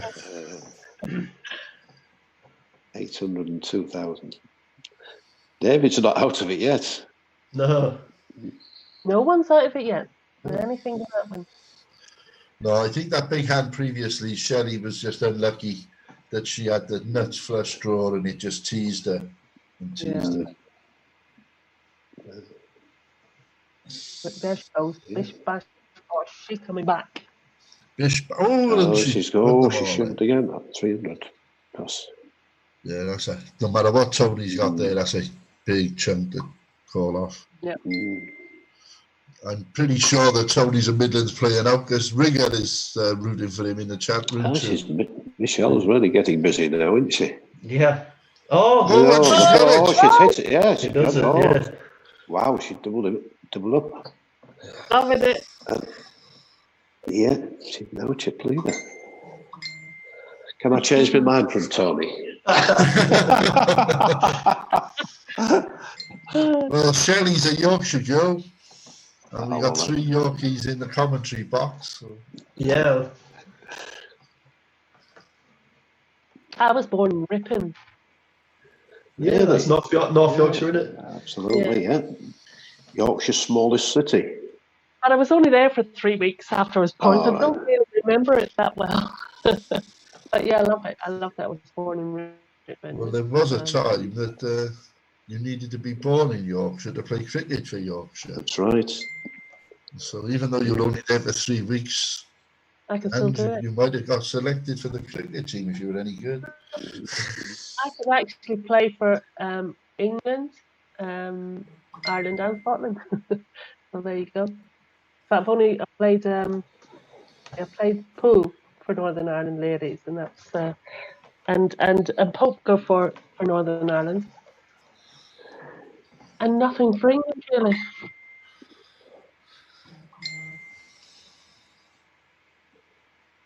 Tony's thinking about this one, isn't he? Mm-hmm. It's important nights. This is massive. Imagine a Vegas package. I'm not trying to. If you're all listening, people at the table, no pressure, chill, win it.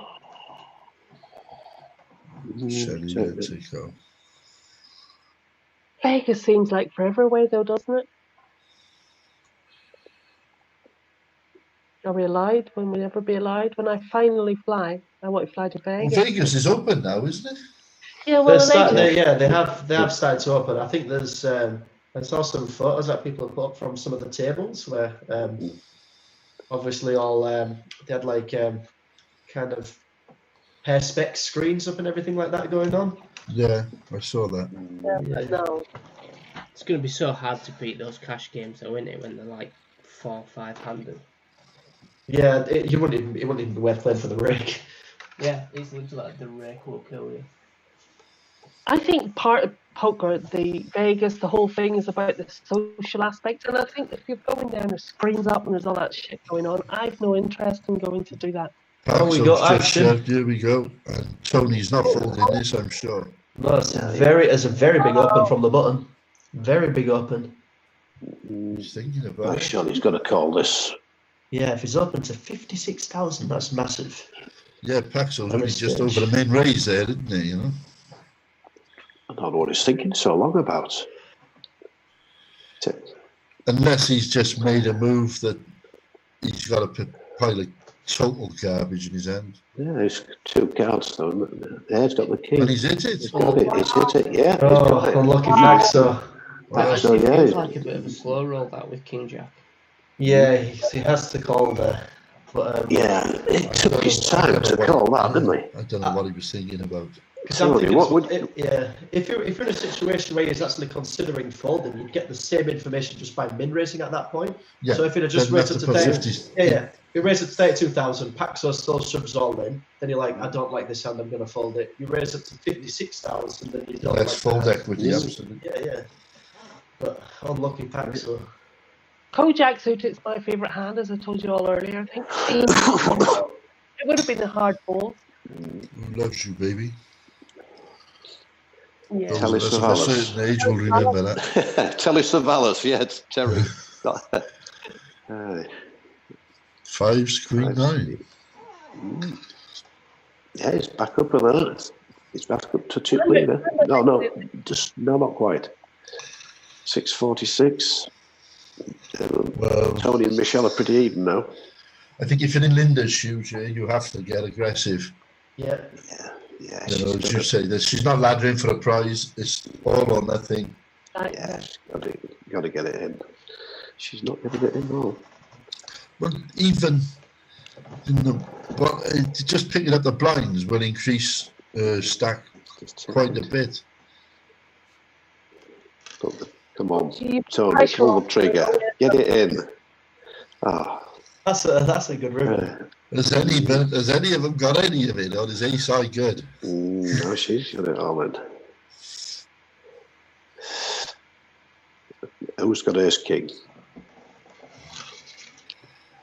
Interesting. No, there's no ace king out there.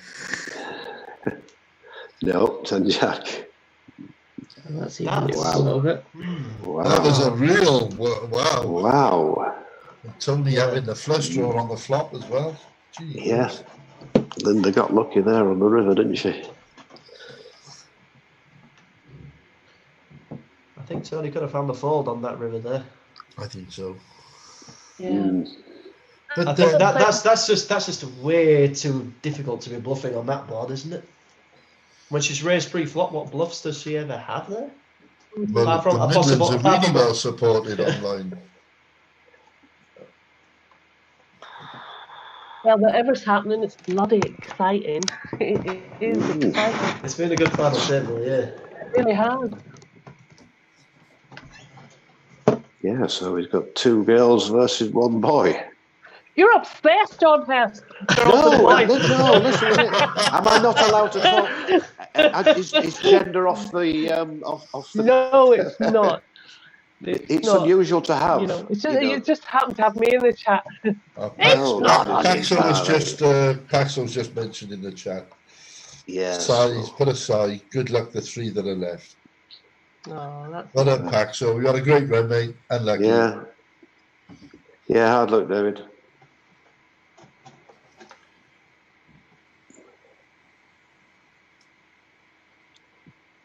No, actually, in saying that, John, it's a strange thing because I've never seen so many females in a league. And all the time I've played poker, there's so many women in this league. It's unreal. It's amazing to see, actually. Yeah. Every time you sit at a table. They did exceptionally well because a disproportionate number starting. So 12 to 3. Yeah, but if you actually look through the league, and each time I sit at the table, the amount of females that's sitting is great. Oh, the LPPL has got a lot of female players. This is what I'm saying. I've never seen this kind of percentage before, so it's amazing, and such strong female players as well. So good for poker. very good for poker. And But that virtually goes for- everyone within the LPPL has started their Well, here we go, a big all in. by playing pub poker and learning through the pub. You know. Yeah. Yeah, and this is why come to the San Lemaire next February or March to our festival, Andrew, and It you'd have a sounds great French. time. You'd have It a sounds great French. time. San Lemaire. Yeah, San Yeah, Lemaire, like- yeah. Yeah, it is sounds very like- continental. It sounds really like Sierra Riviera. It sounds like I'm going to Saint Lemaire. If I told it, where are you going? I'm going to Saint Lemaire. Oh my God, how okay. wonderful! How many bikinis should I pack? Forget San Lemaire, Wythenshawe. Oh, fuck's sake! Yeah, well, that's not. How do you spell that? Wythenshawe. Well, you've got to say it with a Yorkshire accent. Okay, Eopland. Yeah. Cup of tea. Right, spell the Saint Lemaire so I don't speak in French when I say it. Stick to But you can't Wythenshawe. It is Wythenshawe, isn't it, John? No, Withensea. Wythensea. Oh, okay, close enough. Right, No. for everyone listening, then spell it. Spell it. We can write it down. W. Sand, as in sand on the seashore. No, the we wither got thing. action. Sand Lemere. Sand Lemere. L-E. It's 3 separate words. Sand Lemere. Okay, so Mere is M-E-R-E. Have you got that? Look at this. Have you This got is that, a big Angie? pot. This is a big pot. massive pot. Yes, thank you, John. I got that. That's okay. Wow. I've also just sent you it on Messenger, Angie, so you've got it. All right. Ooh. Thanks, Mark. Linda storms into the chimney. Ooh, Wow. Well, that's a great It's- comeback. Mendes back. It's quite interesting as It's well, 'cause the anyone. average stack is what, 530k? And blinds is 1020. Actually quite deep stacked for 300. They are fairly deep Yeah, stacked. no one particularly needs to be just open shoving at this point. But we've just seen an open shove. Wow. oh, Straight. Oh no! Oh, Go look. straight. So, we have two Unbelievable, females he's playing gone. heads up. unlucky. Yeah. Hey, and the Unlucky. ladies. Mine's gone. Yeah. Unlucky, Tony. Shelley versus Slimber. Well, And Tony had a on big the rail online. He had a big rail. A lot of Midlands players railing him on the feed. He did really well. He did really, really well. So close. Yeah. I'm sure we'll see his name up there again. Good luck, the girls. We're keeping Yeah. somebody Well up. done, girls. Anyway, you've done immensely well to get to this stage. That's why, women don't need their own games. They can whip men's arses. That's it. I'm with you, Ange. Oh. Yeah, absolutely. What? I said I'm with you. Good. Apart from that, I think, having a variety of different people on the table, it just adds to the mix. It's lovely. Indeed. Lovely. I agree with It that. doesn't need to be a variety being female. It could be all No, doesn't pieces and bits and anything. pieces. Doesn't matter, yeah. Absolutely. As long as you're over 18, it's good.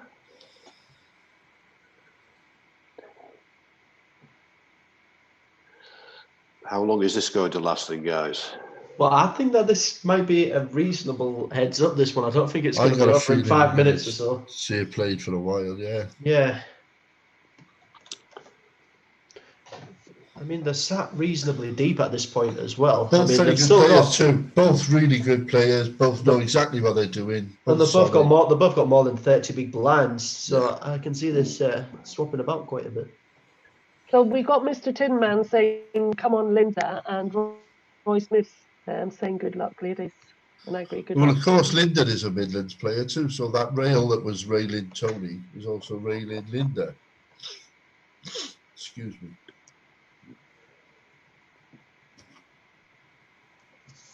I am going to stay neutral. And there's John. John Nixon's on. He didn't tell us this story, what happened to him. He said, "Good luck, ladies," as well. That was a big shove from Michelle. Yeah. Mendes having none of it. Yeah.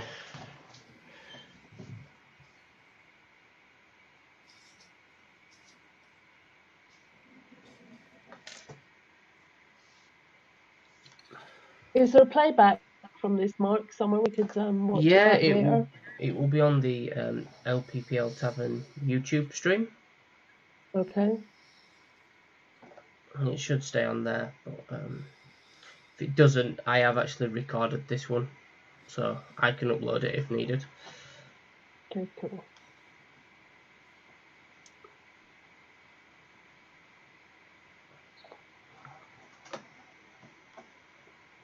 So we're not seeing many flops here, that's for sure. No. And I mean, Wow. oh my God, all in. That is a So huge open shove. that's twice now that we've seen Linda limp in and then Michelle ship all in for about 40 big blinds. So we've seen that twice now. See, if Yeah, that, you've got to push. if that was me in Linda's situation, I would be then starting to limp all my strong hands. If I know that every time I limp I'm getting shoved on, I start limping a lot. Like I'll limp all my big hands. Yeah, So- but it's 6 But of one, Shelley half a must be dozen of the happy other. to isn't take. it? Yeah. Well, if Shelley's putting them all in, she's got to be happy to take the call, I'm sure. She must be strong doing it. You wouldn't play all these hours to just. Oh, you wouldn't just be playing all these hours to get it in with nothing. No, but like she doesn't necessarily have to have a strong hand if Linda doesn't. If Linda's Oh, got a of weak course hand. not. I agree. Again, But I think she's that prepared to put virtually a tournament life on the line for it. I think it's one of those situations as well where you just need to get all of the information you can for as cheap as you possibly can. I mean, there's no reason why if someone's limped in there, you're going to find out exactly the same by making it 80,000 rather than agree. 800,000. Yeah. I'm not Yeah, saying but I you're- like the move, but I understand probably Yeah. why she's doing it. I don't like it. It's I not. mean, the sort of move I it might be that she's not trying to price them in with some random garbage, so she doesn't like particularly min raising back or anything like that. But if you're just going to make it like 80,000, you're getting that same information. Well, Mr. Brady has just said, "Who needs Vegas when you can have Sandler May?" Exactly. Yeah, good old Tom.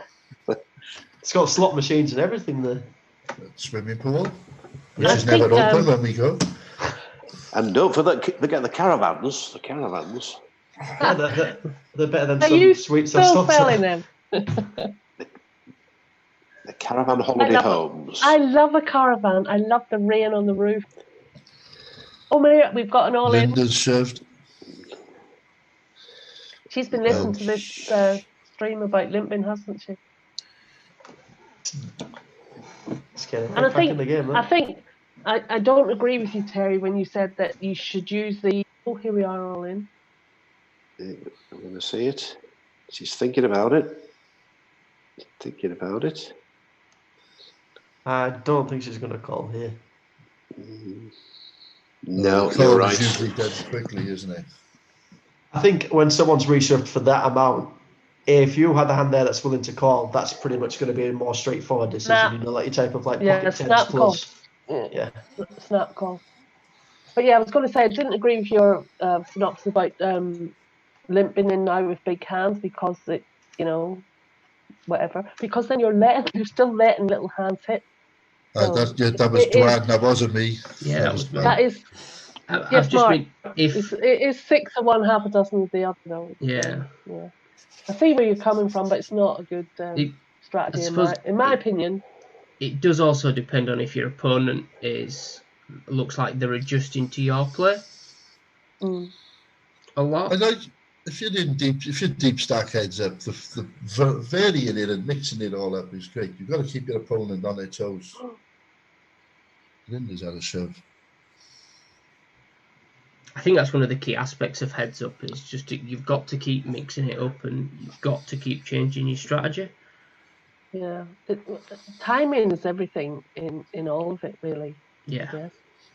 Well, I'm not a great fan of open shoving for 30 or 40 big blinds.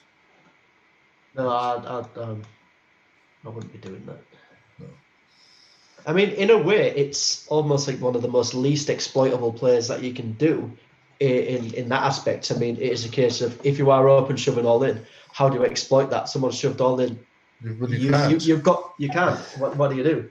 You either got the goods or you get a It's not like the type of play where it's like, oh well, if I think that they're raising quite light, then I can be 3-betting a little bit more lighter because I know that they're going to be raising with a lot more of the range. It's just once it's done, that's it. You're taking all that out of the game, absolutely.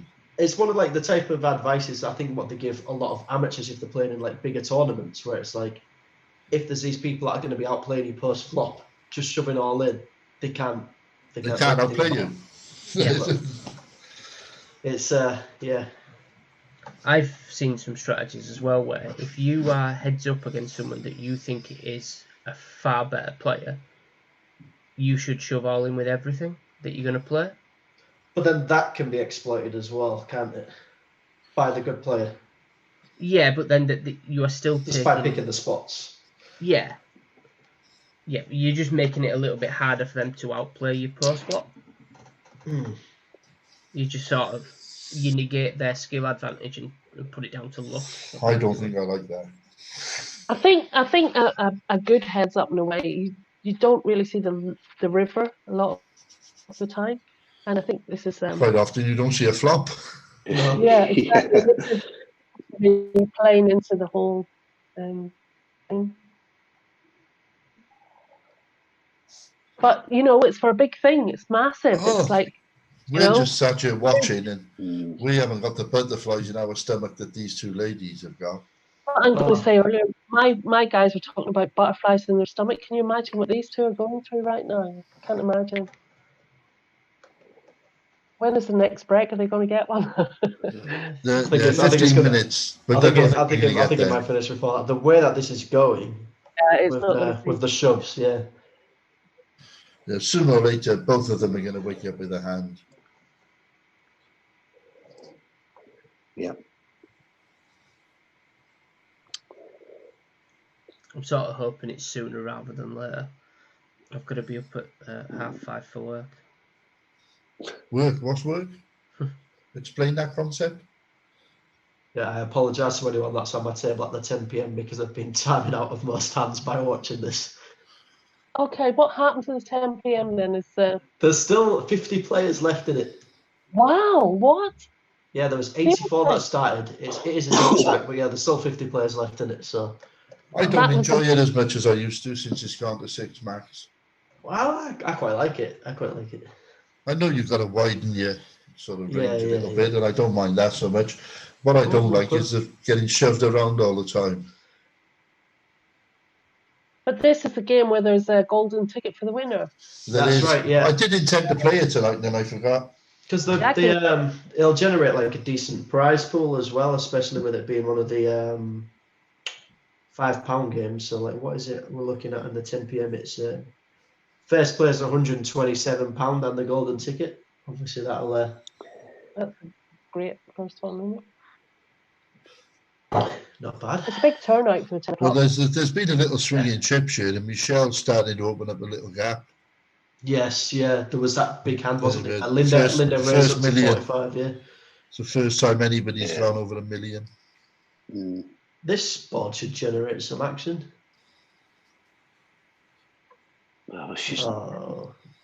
Yes, it's dropping down a bit, Linda. Now. Yeah, Shelley's just chipping away, yeah. She's still plenty deep. Oh, no, I know. There's plenty there.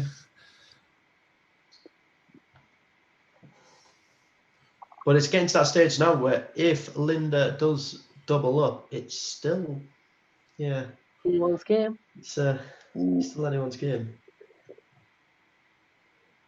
The biggest honour in my life was long ago in Ladbrokes. I won a tournament from 10 chips. It was like I doubled up and then I just went crazy and I actually won the tournament. It was only about like €50 or something first prize, but I had down to 10 chips.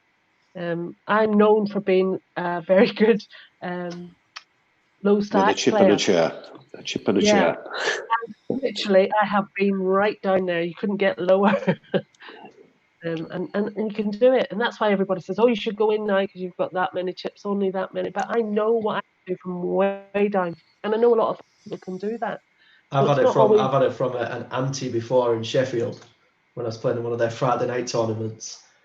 I did get lucky in one spot though for sure after I can't exactly remember what the blinds was at, but say the blinds at like 3,000, 6,000, I'd got myself up to like 6,300 chips, so like barely over one big blind.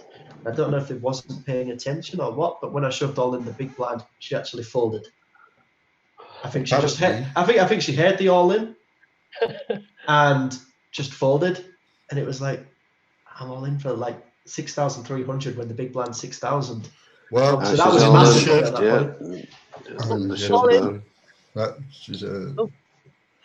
point. Rigger has just put in the chat that Tony Mulholland has only played about 30 live games in his life and only a little bit of online. So for him to get this far is a great effort. Well done. Well done, Tony. That's what I said earlier. I think we're going to see a lot more of him on this. So let's hope so. Absolutely well done.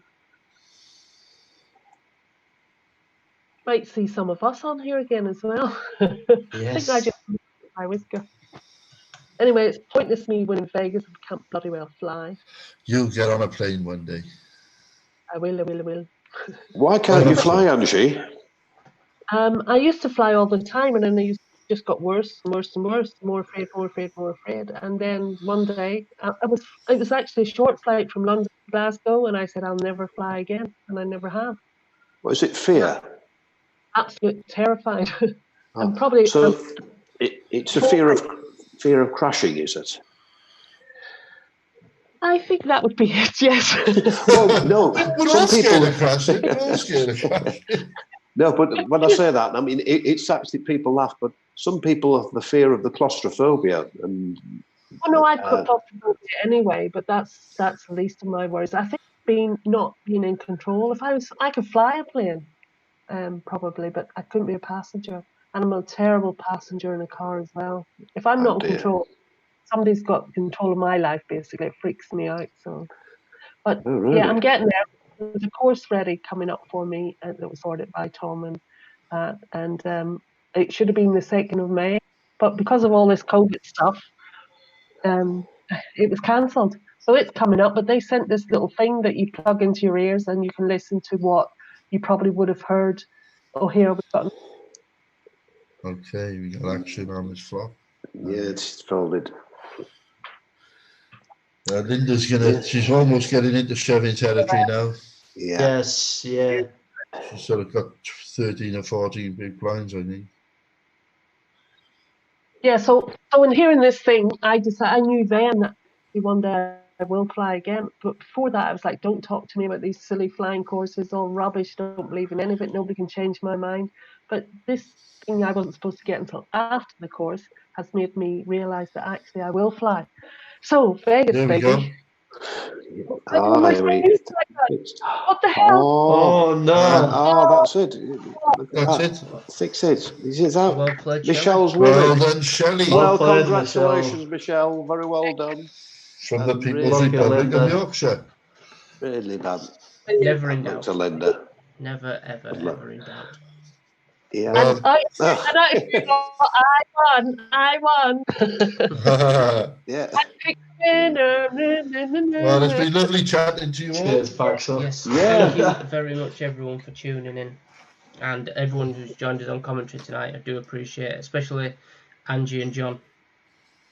That's quite all right, Mark. We've enjoyed it. I've enjoyed talking to you other guys as well, Angie, Dave, and Terry. Thank you, John. We'll get to meet up sometime soon. Maybe down at Sandy Mere. Definitely. Yeah, I've written it down, Sam. Angie, you can get a ferry from Stranraer to Larne. Sorry, from Larne to Stranraer. Yeah. And then drive across to Sandy Mere from there. Okay. Yeah, I've done all of those trips. Trust me. And one day I'll fly. All right. Thanks, guys. It's been amazing. And well done to Michelle. Yeah. Well Good done night, to everyone. Angie. Actually. Good night, all. Right on. Way to go, Michelle. Way to go. Congratulations, Shelley, and all the participants this evening. Yep. Good night, Enjoy Dave. Vegas. Cheers. Good night, Cheers, Terry. John.